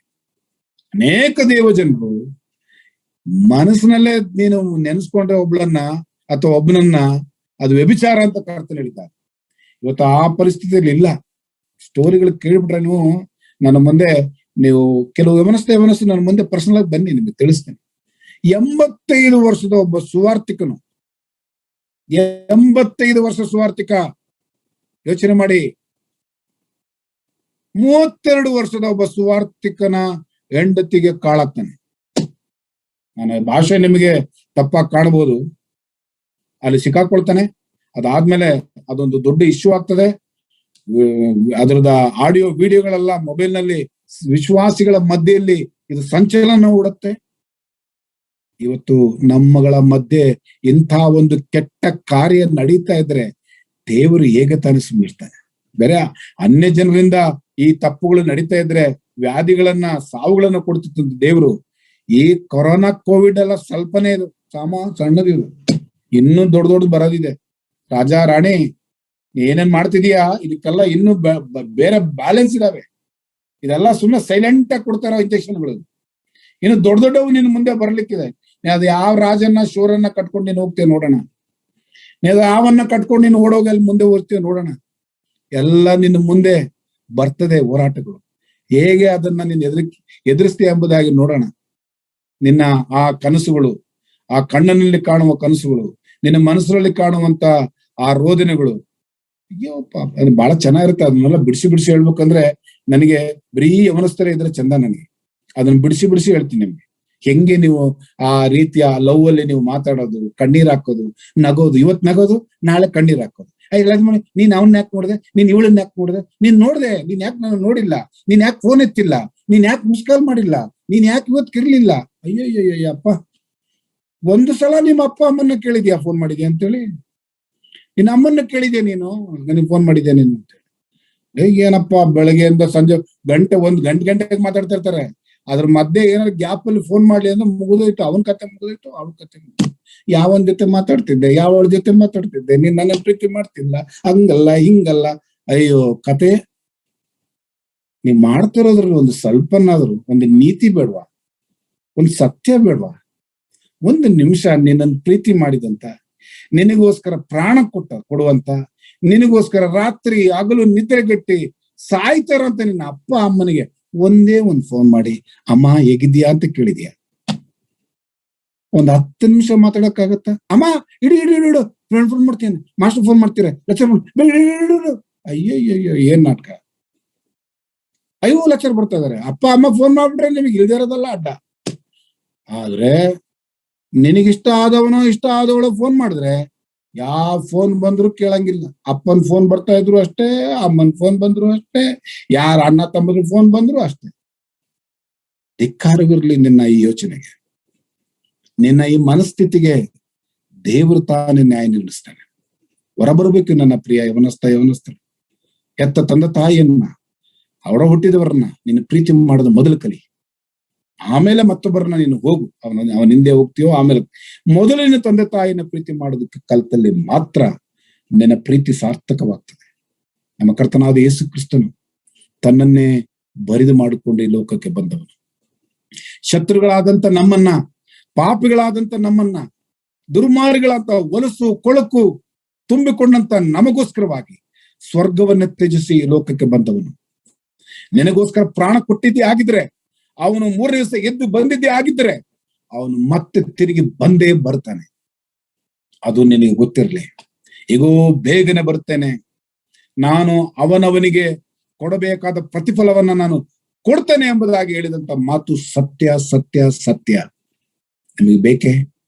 ದಯಮಾಡಿ ಉತ್ತರ ನಿಮ್ಮನೆ ದಯಮಾಡಿ ಬಿಡಿ. ಈ ಕರ್ತನನ್ನ ನೋಡಿ ಅನೇಕ ಗಂಡು ಮಕ್ಕಳು ಹೆಣ್ಣು ಮಕ್ಕಳು ಮೈಮುಟ್ಟಿ ಮಾತಾಡೋದು ನಾನು ನೋಡಿದ್ದೀನಿ. ನಂಗೆ ಬೇರೆ ಬೇರೆ ಬರ್ತಾ ಇದೆ, ನನ್ಗೆ ಆಗ್ತಾ ಇಲ್ಲ, ಟೈಮ್ ಮುಗಿದೋಗಿದೆ. ಸಿಸ್ಟರ್ ಅಂತ ಹೇಳಿ ಕೈ ಮುಟ್ಟೋದು, ಬ್ರದರ್ ಅಂತ ಕೈ ಮುಟ್ಟೋದು, ಬಿಡು, ಇವೆಲ್ಲ ಬೇಡ. ಈ ನಾಟಕ ಎಲ್ಲ ನಮಗೆ ಗೊತ್ತೇ ಇದೆ. ಕರ್ತನ ಸನ್ನಿಧಾನದಲ್ಲಿ ನೀವು ತಗ್ಗಿಸ್ಕೊಡ್ರಿ. ನಿಮಗೋಸ್ಕರ ಪ್ರಾಣ ಕೊಟ್ಟವರಿಗೋಸ್ಕರವಾಗಿ ಪ್ರಾಣ ಕೊಡ್ಲಿಕ್ಕೆ ನೀವು ಸಿದ್ಧರಾಗ್ರಿ. ಹಾಗಿದ್ದಲ್ಲಿ ಮಾತ್ರ ನೀವು ಕರ್ತನ ಮಕ್ಕಳಾಗ್ಲಿಕ್ಕೆ ಸಾಧ್ಯ. ಇವೆಲ್ಲ ನಿದರ್ಶನಗಳು ನಮ್ಮ ಮುಂದೆ ಇರುವುದರಿಂದ ಎಚ್ಚರಿಕೆಯಾಗಿದ್ದುಕೊಂಡು ದೇವರ ರಾಜ್ಯಕ್ಕಾಗಿ ನಿಲ್ಲೋಣ. ನಿಮ್ಮಂತ ಯವನಸ್ಥರು ಇವತ್ತು ನಮಗೆ ಬೇಕಿದೆ. ಕರ್ತನ ಸೇವೆಗಾಗಿ ನಿಮ್ಮ ಛಲ, ನಿಮ್ಮ ಆ ನಂಬಿಕೆ, ಆ ರಾತ್ರಿ ಹಗಲು ಅವನೊಂದಿಗೆ ಅವಳೊಂದಿಗೆ ಕಳೆಯುತ್ತಿರಲ್ಲ, ಅದು ಕರ್ತನೊಂದಿಗೆ ಕಳೆಯುವಂತ ಮಕ್ಕಳು ಇವತ್ತು ದೇವ ಜನರಿಗೆ ಸಭೆಗೆ ಬೇಕಾಗಿದೆ. ಬನ್ನಿ, ಅದನ್ನೆಲ್ಲ ಬಿಟ್ಟು ನಾವು ಕಟ್ಟೋಣ ಒಂದು ನಿರಂತರವಾದಂತ ಒಂದು ಸಭೆಯನ್ನ. ನಿತ್ಯ ಜೀವಕ್ಕಾಗಿ ಪ್ರಯಾಸ ಪಡುತ್ತಿರುವಂತ ನಾವು ಅದನ್ನ ಪಡೆಯುವುದಕ್ಕೆ ಪ್ರಯತ್ನ ಪಡೋಣ. ಇವತ್ತೇನಾದ್ರೂ ಇಂತಹ ಒಂದು ಪರಿಸ್ಥಿತಿಯಲ್ಲಿ ಯಾರಾದ್ರೂ ಆಕೆ ಅವನು ಇದ್ದದ್ದೇ ಆದಲ್ಲಿ ಇವತ್ತು ಮೊಣಕಲಾಕ್ರಿ. ಇವತ್ತು ನನಗೆ ಈ ಸಂಬಂಧ ಬೇಡ, ಅವನು ಸತ್ರು ಅಷ್ಟೇ, ಅವನು ಬದುಕಿದ್ರು ಅಷ್ಟೇ, ನಾನು ಕರ್ತನಿಗಾಗಿ ಬದುಕ್ತೇನೆ. ನಾನು ಯಾರೋ ರಾಬರ್ಟ್ಗಾಗೋ, ನಾನು ಜೂಲಿಯಟ್ಗಾಗೋ ನಾನು ಬದುಕಲಾರೆ, ನಾನು ಕ್ರಿಸ್ತನಿಗಾಗಿ ಬದುಕ್ತೇನೆ. ನಾನು ಯಾರೋ ರಮೇಶನಿಗಾಗಿಯೋ, ನಾನು ಗೀತಳಿಗೋಸ್ಕರವಾಗಿ ನಾನು ಬದುಕಲ್ಲ, ನಾನು ಕರ್ತನಿಗಾಗಿ ಬದುಕ್ತೇನೆ. ಮತ್ತೆ ತೀರ್ಮಾನ ಇವತ್ತು ತಕೊಡ್ರಿ. ಅದೇ ರೀತಿಯ ತಂದೆ ತಾಯಿಗಳು, ನಾನು ಹಿರಿಮಗನ್ನ ಪ್ರೀತಿ ಮಾಡ್ತೀನಿ, ನಾನು ಕಿರಿಮಗಳನ್ನ ಪ್ರೀತಿ ಮಾಡ್ತೀನಿ ಅಂತಾರೆ, ನೀವು ಸಹ ಎಚ್ಚರಿಕೆ ಆಗಿರ್ರಿ. ನಿಮಗೂ ಸಹ ಸಮಸ್ಯೆ ಆಗ್ತದೆ. ಮಕ್ಕಳೆಲ್ಲರನ್ನು ಒಂದೇ ಸಮನಾಗಿ ನೋಡಿ. ದೇವರು ನಿಮ್ಮನ್ನು ಆಶೀರ್ವದಿಸಲಿ. ಕರ್ತನ ಬೇಗನೆ ಬರ್ಲಿಕ್ಕಿದ್ದಾನೆ. ದೇವರು ನಿಮ್ಮನ್ನು ಆಶೀರ್ವದಿಸಲಿ. ಕರ್ತನಾದ ಯೇಸು ಕ್ರಿಸ್ತನ ವಿಶ್ವಾಸದಲ್ಲಿ ಯಾರಾದ್ರೂ ಇಲ್ಲದೆ ಇದ್ರೆ ಈ ಕ್ರಿಸ್ತನನ್ನ ನೀವು ಅಂಗೀಕರಿಸಿಕೊಡ್ರಿ, ನಿಮಗೆ ಪ್ರತಿಫಲ ಕೊಡ್ತಾನೆ. ಈ ಸಮಯವನ್ನ ನಮಗೆ ಇಲ್ಲಿವರೆಗೂ ಕೊಟ್ಟಂತ ಸಭೆಯವರೆಗೂ ನಿಮಗೆಲ್ಲರಿಗೂ ಕೇಳಿದಂತ ನಿಮಗೆಲ್ಲರಿಗೂ ಯೇಸು ಕ್ರಿಸ್ತನ ಹೆಸರಿನಲ್ಲಿ ವಂದಿಸನಾಗಿದ್ದೇನೆ. Thank you. Thank you Benny brother, thank you so much. Such a wonderful message. ಈ ಕಾಲದಲ್ಲಿ ಯವನಸ್ಥರ ಮಧ್ಯದಲ್ಲಿ ಆಗಬೇಕಾಗಿರೋದನ್ನು, ಮಾಡಬೇಕಾಗಿರೋದು ಕೆಲಸಗಳನ್ನು, ಒಬ್ಬ ಕ್ರಿಸ್ತನನ್ನ ಹಿಂಬಾಲಿಸುವರಾಗಿ ಯವನಸ್ಥರ ಮಧ್ಯದಲ್ಲಿ ಯಾವ ರೀತಿಯಲ್ಲಿ ಇರಬೇಕು ಅಂತ ತುಂಬಾ ಚೆನ್ನಾಗಿ ಮಾತಾಡಿದ್ರಿ. ಈ ಸಬ್ಜೆಕ್ಟ್ ಇಲ್ಲಿ ಮುಗಿಯಲ್ಲ ಅಂತ ಗೊತ್ತು, ಇನ್ನು ತುಂಬಾ ಚೆನ್ನಾಗಿದೆ, ಇದು ಇನ್ನು ತುಂಬಾ ಹೇಳಲಿಕ್ಕಿದೆ. ಆ ದೇವ್ರ ನಾಮಕ್ಕೆ ಸ್ತೋತ್ರವಾಗಲಿ. ಇಂಥ ಒಳ್ಳೆ ಮೆಸೇಜ್ಗಳು. Thank you so much. ಈ ಇದೇ ನಮ್ಮ ಯವನಸ್ಥರಲ್ಲಿನೇ ಒಬ್ರಿಗೆ ಒಬ್ಬರ ಬಾಯಲ್ಲಿನೇ ನಾವು ಕೇಳಿಸ್ಕೊಳ್ಳೋಣ ಯಾವ ರೀತಿಯಲ್ಲಿ ಅವರಿಗೆ ಇದು ಅರ್ಥ ಆಗಿದೆ, ಎಷ್ಟು ಮಟ್ಟಿಗೆ ಇದಾಗಿದೆ ಅಂತ. Conclusion brother Vineeth. ದೇವ್ರ ನಾಮಕ್ಕೆ ಸ್ತೋತ್ರವಾಗಲಿ. ದೇವ್ರ ಮತ್ತೊಮ್ಮೆ ಹೀಗೆ ನಮ್ಮನ್ನ ಆತನ ಸಂಜೆ ಸಮಯದಲ್ಲಿ ಕೂಡಿ ತಂದು ಆತನ ವಾಕ್ಯದ ಬಳಿಗೆ ನಡೆಸಕ್ಕಾಗಿ ಆತನ ನಾಮಕ್ಕೆ ಸ್ತೋತ್ರ. ನಾವು ಕೇಳ್ತಾ ಬಂದ ಹಾಗೆ ಸಹೋದರರು ನಮಗೆ ತಿಳಿಸಿದ ಹಾಗೆ ಯೌವನಸ್ಥರಾದಂತಹ ನಾವುಗಳು ನಮ್ಮ ನಡೆ ನುಡಿ ಹೇಗಿದೆ ಎಂಬುದಾಗಿ ನಾವು ತಿಳಿದುಕೊಳ್ಳಬೇಕು ಮತ್ತು ಪೋಷಕರ ಕಾರ್ಯ ಮತ್ತು ಅವರು ಅನುಸರಿಸಬೇಕಾದಂತಹ ಕೆಲವು ವಿಧಾನಗಳ ಬಗ್ಗೆ ಅವರು ತಿಳಿಸ್ತಾ ಬಂದ್ರು. ಅವರು ಹೇಳಿದಂತ ಮುಖ್ಯ ಅಂಶಗಳೇನೆಂದ್ರೆ ಕತ್ತಲೆಗೂ ಬೆಳಕಿಗೂ ಇಜ್ಜೋಡು ಬೇಡ, ಅದೇ ರೀತಿಯಲ್ಲಿ ಕ್ರಿಸ್ತನವರಿಗೂ ಕ್ರಿಸ್ತನಲ್ಲದವರಿಗೂ ನಡುವೆ ಇಜ್ಜೋಡು ಆಗುವುದು ಬೇಡ ಎಂಬುದಾಗಿ ಅವರು ಕೆಲವು ಅಂಕಿ ಅಂಶಗಳ ಮೂಲಕವಾಗಿ ನಮಗೆ ತಿಳಿಸ್ತಾ ಬಂದ್ರು. ಮತ್ತು 3 ರೀತಿಯ ವಿಶ್ವಾಸಿಗಳ ಮಧ್ಯದಲ್ಲಿ ನಡೆದಂತಹ ದೇವ ಜನರ ಮಧ್ಯದಲ್ಲಿ ನಡೆದಂತಹ ಜೀವನದ ವಿಚಾರವಾಗಿ ಅವರು ತಿಳಿಸುತ್ತಾ ಯಾಕೋಬನ ವಿಚಾರದಲ್ಲಿಯೂ, ಏಸಾವನ ವಿಚಾರದಲ್ಲಿಯೂ, ಸಂಸೋನ ವಿಚಾರದಲ್ಲಿಯೂ ಮತ್ತು ಇಸ್ರಾಯೇಲ್ ಜನಾಂಗದ ನಡುವೆ ನಡೆದಂತಹ ಆ ಒಂದು ವಿಚಾರವಾಗಿಯೂ ಪ್ರೇಮ ಮತ್ತು ವೈವಾಹಿಕ ಜೀವನದಲ್ಲಿ ಅವರು ಆಯ್ಕೆ ಮಾಡಿಕೊಂಡಂತಹ ಆಯ್ಕೆಗಳ ನಡುವೆ ವಿಭಿನ್ನತೆಯನ್ನು ಅವರು ತಿಳಿಸುತ್ತಾ ಅದರ ಮೂಲಕವಾಗಿ ಹೇಗೆ ದೇವ್ರ ಚಿತ್ತಕ್ಕೆ ವಿರುದ್ಧವಾದ್ರು ಅದರ ಮೂಲಕವಾಗಿ ಅವರು ಹೊಂದಿದಂತಹ ಮೇಲು ಬೀಳುಗಳನ್ನ ಅವರು ನಮ್ಗೆ ತಿಳಿಸ್ತಾ ಬಂದ್ರು. ಹೀಗೆ ವಿಶ್ವಾಸಿಗಳಂತ ನಾವುಗಳು ನಮ್ಮ ಜೀವಿತದಲ್ಲಿ ನಮ್ಮ ಸ್ವಂತ ಜ್ಞಾನವನ್ನ ಆಯ್ಕೆ ಮಾಡಿಕೊಳ್ಳದೆ ದೇವರ ಚಿತ್ತಕ್ಕೆ ವಿಧೇಯರಾಗುವ ಹಾಗೆ ನಮ್ಮನ್ನ ನಾವು ನೋಡ್ಕೊಳ್ಬೇಕೆಂಬುದಾಗಿ ಅವರು ತಿಳಿಸ್ತಾ ಬಂದ್ರು. ಅದಕ್ಕಾಗಿ ದೇವ್ರ ನಾಮಕ್ಕೆ ಸ್ತೋತ್ರ ಸಲ್ಲಿಸ್ತೇನೆ. Thank you Vineet, thank you so much. ಇದೇ ರೀತಿಯಾಗಿ ನಮ್ಮ ಕ್ರಿಸ್ತನಿಗೋಸ್ಕರ ನಾವು ಬದುಕ್ತಾ ಇರೋದು ಈ ಜೀವನ. ಆ ತಿಳುವಳಿಕೆದಲ್ಲಿ ಇವತ್ತು ಯವನಸ್ಥರಾಗಿ ಸೇರಿ ಬಂದ ಎಲ್ಲರಿಗೇನು ಮನಸ್ಸಿನಲ್ಲಿ, ತಂದೆ ತಾಯಿಯಾಗಿ ಸೇರಿ ಬಂದ್ರೆ ಎಲ್ಲರ ಮನಸ್ಸಲ್ಲಿನು ಯಾವ ರೀತಿಯಲ್ಲಿ ಮುಂದಿನ ದಿನಗಳಲ್ಲಿ ಇಲ್ಲಿ ತಂಗ ಆಗಿರೋದನ್ನೇ ನಾವು ಒಂದು ಸೈಡ್ಗೆ ಇಟ್ಬಿಟ್ಟು ಮುಂದಿನ ದಿವಸಗಳಲ್ಲಿ ನಾವು ಹೇಗೆ ಜೀವಿಸ್ಬೇಕು, ಕ್ರಿಸ್ತನಿಗೆ ನಾವು ಯಾವ ರೀತಿಯಲ್ಲಿ ಸಮರ್ಪಿಸಬೇಕು ಅಂತ ಹೇಳಿರೋದು ಒಳ್ಳೆ ಮೆಸೇಜ್. ಈ ಮೆಸೇಜ್ ಕೊಟ್ಟಂತ ಬೆನ್ನಿ ಬ್ರದರ್ಗೇನು, ಕನ್ಕ್ಲೂಷನ್ ಮಾಡಿದ ಬ್ರದರ್ ಬೆನ್ನಿದಿಗೇನು ಧನ್ಯವಾದಗಳು. ಈಗ closing prayer brothers Joshua Suman. Brother Joshi ಪ್ರಾರ್ಥನೆ ಮಾಡಿಕೊಳ್ಳೋಣ. ಪ್ರೀತಿ ಸ್ವರೂಪನಾಗಿರುವಂತ ನಮ್ಮ ತಂದೆಯಾದಂತ ದೇವರೇ, ನಿನ್ನ ಘನವುಳ್ಳ ನಾಮಕ್ಕಾಗಿ ಸ್ವಾಮಿ ರಾತ್ರಿ ನಿಮಗೆ ಸ್ತೋತ್ರ ಸಲ್ಲಿಸ್ತೇವೆ ಸ್ವಾಮಿ. ಈ ಒಂದು ಸಮಯವನ್ನು ನೀನು ನಮಗೋಸ್ಕರ ಕೊಟ್ಟಿದ್ದಕ್ಕಾಗಿ ನಿನಗೆ ಸ್ತೋತ್ರ ಸಲ್ಲಿಸ್ತೇನೆ ಸ್ವಾಮಿ. ಮುಂಜಾನೆಯಿಂದ ಸಂಜೆವರೆಗೂ ಈ ದಿನದ ನಮ್ಮ ಜೀವನ ಯಾತ್ರೆಯಲ್ಲಿ ನೀನು ಮಾಡಿದಂತ ಎಲ್ಲ ಉತ್ತಮ ಕಾರ್ಯಗಳಿಗಾಗಿ ನಿನಗೆ ಸ್ತೋತ್ರ. ಆರೋಗ್ಯ ಭಾಗ್ಯವನ್ನು ಕೊಟ್ಟು ಸ್ವಾಮಿ, ಹೊಸ ಚೈತನ್ಯವನ್ನು ಕೊಟ್ಟು ಎಲ್ಲ ಅಪಾಯ ಅಪಘಾತಗಳಿಂದ, ಗಂಡಾಂತರಗಳಿಂದ, ಶೋಧಗಳನ್ನು ತಪ್ಪಿಸಿ ನಾವು ಕೂಡ ಸ್ವಾಮಿ ನಿನ್ನ ಸನ್ನಿಧಾನದಲ್ಲಿ ಒಂದು ವಾಕ್ಯಗಳನ್ನು ಕೇಳುವಂತೆಯೋ ಈ ಒಂದು ಮೀಟಿಂಗ್ ನ ಮೂಲಕವಾಗಿ ನಿನ್ನ ವಾಕ್ಯದ ಅಭಿರುಚಿಯನ್ನು ನಾವು ತಿಳಿದುಕೊಳ್ಳುವಂತೆ ನೀನು ಸಹಾಯ ಮಾಡಿದ್ದಕ್ಕಾಗಿ ಸ್ತೋತ್ರ. ಸಂಜೆ ವೇಳೆಯಲ್ಲಿ ದೇವರೇ ನಾವೆಲ್ಲರೂ ಕೂಡಿ ಒಂದು ಸಭೆಯಾಗಿ, ಒಂದು ಕುಟುಂಬವಾಗಿ, ವೈಯಕ್ತಿಕವಾಗಿ ಕ್ರಿಸ್ತನ ಮಾತುಗಳನ್ನು ಕೇಳುವಂತೆ ನೀನು ಸಹಾಯ ಮಾಡಿದ್ದಕ್ಕಾಗಿ ನಿನಗೆ ಸ್ತೋತ್ರ. ವಾಕ್ಯ ಕೊಟ್ಟಂತ ನಿನ್ನ ಪ್ರಿಯ ಮಗನಿಗಾಗಿ ನಿನಗೆ ಸ್ತೋತ್ರ. ಅವರ ಮೂಲಕವಾಗಿ ಯವನಸ್ಥರಿಗೆ ಬೋಧಿಸಬೇಕಾದಂತ ಮಾತುಗಳನ್ನ ತಿಳಿಯಪಡಿಸಿದ್ದಕ್ಕಾಗಿ ನಿನಗೆ ಸ್ತೋತ್ರ ಸಲ್ಲಿಸ್ತೇನೆ ಸ್ವಾಮಿ. ಅವು ತಂದೆ ಯಾಕೋಬನ ವಿಚಾರದಲ್ಲಿ, ಏಸಾವನ ವಿಚಾರದಲ್ಲಿ, ಸೊಲೊಮೋನನ ವಿಚಾರದಲ್ಲಿ ಈ ರೀತಿಯಾಗಿ ಸ್ವಾಮಿ ಅನೇಕ ವ್ಯಕ್ತಿಗಳ ಮೂಲಕವಾಗಿ ಸ್ವಾಮಿ ನಿನ್ನ ವಾಕ್ಯದ ಮೂಲಕವಾಗಿ ನೀನು ಮಾತನಾಡಿದ್ದಕ್ಕಾಗಿ ಸ್ತೋತ್ರ. ಅಪ್ಪ, ನಿನ್ನ ವಾಕ್ಯದಲ್ಲಿ ನಾವು ನೋಡುವಂತೆ ಸ್ವಾಮಿ ನಮಗೆ 2 ದಾರಿಗಳಿದೆ ಸ್ವಾಮಿ. ಒಳ್ಳೆಯ ಮಾರ್ಗ, ಅದೇ ರೀತಿಯಲ್ಲಿ ಸ್ವಾಮಿ ಇಹಲೋಕದ ಮಾರ್ಗ. ಒಂದು ಮಾರ್ಗವು ಅದು ಪರಲೋಕಕ್ಕೆ ಸೇರಿಸುವಂತದ್ದು, ಹೊಸ ಯೆರೂಸಲೇಮ್ ಪಟ್ಟಣಕ್ಕೆ ಸೇರಿಸುವಂತದ್ದು. ಇನ್ನೊಂದು ಮಾರ್ಗವು ಸ್ವಾಮಿ ಅದು ಇಹಲೋಕದ ಆಚಾರಗಳಿಗೆ ಸಂಬಂಧಪಟ್ಟದ್ದಾಗಿದೆ ಸ್ವಾಮಿ. ಯವನಸ್ಥರಾದ ನಾವು ನಮ್ಮನ್ನು ನಾವು ಸಿದ್ಧ ಮಾಡಿಕೊಂಡವರಾಗಿ ಸ್ವಾಮಿ ಪರಲೋಕದ ದಾರಿಯನ್ನು ಹಿಡಿದು ಕ್ರಿಸ್ತನೆಡೆಗೆ ನಡೆಯುವಂತೆ ನೀನು ಸಹಾಯ ಮಾಡು. ನಿನ್ನ ವಾಕ್ಯ ಹೇಳುವ ಪ್ರಕಾರವಾಗಿ ಯವನಸ್ಥರು ನನ್ನ ಆಲಯದ ಸ್ತಂಭಗಳು ಎಂಬುದಾಗಿ ಸ್ವಾಮಿ, ನಿನ್ನ ಆಲಯದ ಸ್ತಂಭವಾಗಿರುವಂತ ನಾವು ಸ್ವಾಮಿ ಎಲ್ಲ ವಿಷಯಗಳಲ್ಲಿ ಕ್ರಿಸ್ತನು ಯಾವ ರೀತಿಯಲ್ಲಿ ಈ ಲೋಕಕ್ಕೆ ಮಾದರಿಯಾಗಿದ್ದನೋ ಅದೇ ರೀತಿಯಲ್ಲಿ ಮಾದರಿ ಆಗುವಂತೆ ನೀನು ಕೃಪೆ ಕೊಟ್ಟು ನಡೆಸುವಂತ ಪ್ರಾರ್ಥಿಸ್ತೇನೆ ಸ್ವಾಮಿ. ಯವನಸ್ಥನು ತನ್ನ ನಡತೆಯನ್ನು ಸರಿಪಡಿಸಿಕೊಳ್ಳುವುದು ಯಾವುದರಿಂದ? ದೇವರ ವಾಕ್ಯವನ್ನು ಅರಿತು ಅದರ ಮೂಲಕ ನಡೆಯುವುದರಿಂದ ಮಾತ್ರ ಎಂಬುದಾಗಿ ಸ್ವಾಮಿ. ಯವನ ಪ್ರಾಯದ ಮಕ್ಕಳು ಸ್ವಾಮಿ ದೇವರ ವಾಕ್ಯವನ್ನು ಕೇಳಿ ಬಿಟ್ಟು ಬಿಡದ ಹಾಗೆ ಸ್ವಾಮಿ ಅದನ್ನು ತಮ್ಮನ್ನು ತಾವು ಹೃದಯದಲ್ಲಿ ಕಲಿತು ಅದನ್ನು ತಿಳಿದು ಇಹಲೋಕದಲ್ಲಿ ಯೇಸು ಕ್ರಿಸ್ತನ ಸತ್ಯವಾದಂತಹ ಬೆಳಕಿನ ಮಾರ್ಗವಾಗಿ ನಡೆಯುವಂತೆ ನೀನು ಕೃಪೆ ಕೊಡು. ನೀನ್ ನಮ್ಗೆ ಹೇಳಿದಿ ಸ್ವಾಮಿ, ಈ ಲೋಕಕ್ಕೆ ನೀವು ಬೆಳಕಾಗಿರ್ರಿ, ಉಪ್ಪಾಗಿರ್ರಿ, ಸಾಕ್ಷಿಗಳಾಗಿರ್ರಿ ಎಂಬುದಾಗಿ ಸ್ವಾಮಿ. ನಾವು ಕ್ರಿಸ್ತನ ಮಾದರಿ ಅನುಸರಿಸಿ ಕ್ರಿಸ್ತನಿಗೆ ವಿಧೇಯ ಮಕ್ಕಳಾಗಿ ಸ್ವಾಮಿ ಕ್ರಿಸ್ತನ ಸಾಕ್ಷಿಯನ್ನು ಹೊಂದಿಕೊಂಡು ಈ ಲೋಕದಲ್ಲಿ ಬಾಳುವಂತೆ ನೀನು ಸಹಾಯ ಮಾಡಿ ನಡೆಸು.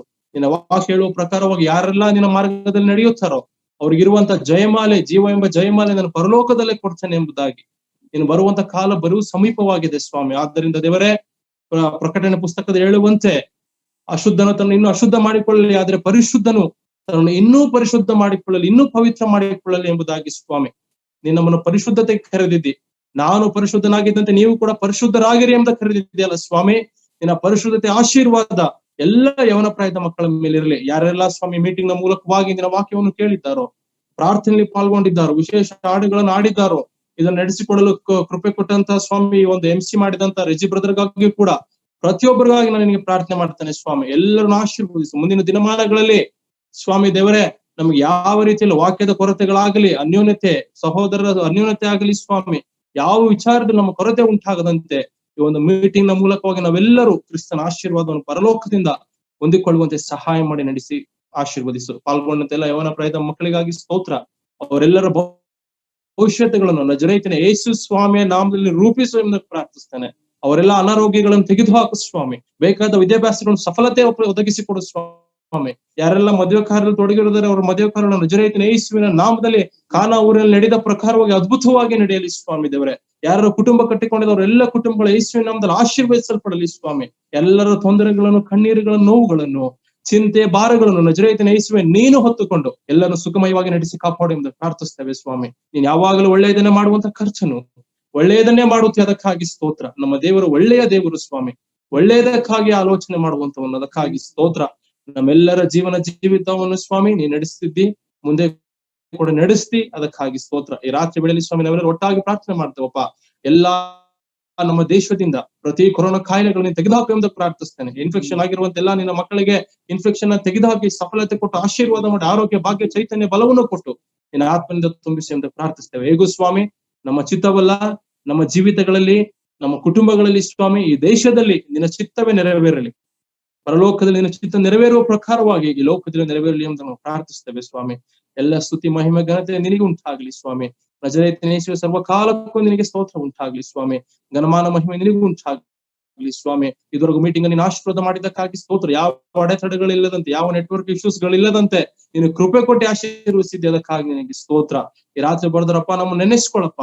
ಇಲ್ಲವಾದ್ರೆ ನಮ್ಗೆಲ್ಲರಿಗೂ ಒಳ್ಳೆ ನಿದ್ದೆಯನ್ನು ಕೊಡು ಸ್ವಾಮಿ. ನಾವು ಸಾಕ್ಷಿಗಳಾಗಿದ್ದ ಅನೇಕ ಆತ್ಮಗಳನ್ನು ಕ್ರಿಸ್ತನ ಬಳಿಗೆ ತಂದು ಸ್ವಾಮಿ ನೀನು ಹೊಸ ಯೆರೂಸಲೇಮ್ ಪಟ್ಟಣವನ್ನು ನಮಗೋಸ್ಕರ ತೆರೆಯಿಡುವಾಗ, ಮಧ್ಯಾಕಾಶದಲ್ಲಿ ಸ್ವಾಮಿ ನೀನು ಮೊದಲಿಂಗನಾಗಿ ಬರುವಾಗ ಬಲ ನಂಬಿಕಸ್ಥನಾದ ಆಳು ದಳೆಯ ಸೌಭಾಗ್ಯದಲ್ಲಿ ಸೇರು ಎಂಬ ನಿನ್ನ ದೊಡ್ಡ ಬಿರುದನ್ನು ಪವಿತ್ರಾತ್ಮನ ಮುದ್ರೆ ಹೊಂದಿಕೊಂಡು ನಾವೆಲ್ಲರೂ ಸ್ವಾಮಿ ನಿನ್ನ ಬಳಿಗೆ ಸೇರುವಂತೆ ನಡೆಸಿ ಕಾಪಾಡೆಂದು ನಜರೇತಿನ ಯೇಸುವೇ ನಿನ್ನ ಗನುಳ ನಾಮದಲ್ಲಿ ಪ್ರಾರ್ಥನೆ ಸಮರ್ಪಿಸಿ ಸ್ವಾಮಿ ಆಶೀರ್ವಾದವನ್ನು ಪರಲೋಕದಿಂದ ನಂಬಿಕೆ, ನಿರೀಕ್ಷೆ, ಕೃತಜ್ಞತೆಯಿಂದಲೇ ಬೆಳಿ ಹೊಂದಿದ್ದೇವೆ ತಂದೆಯೇ.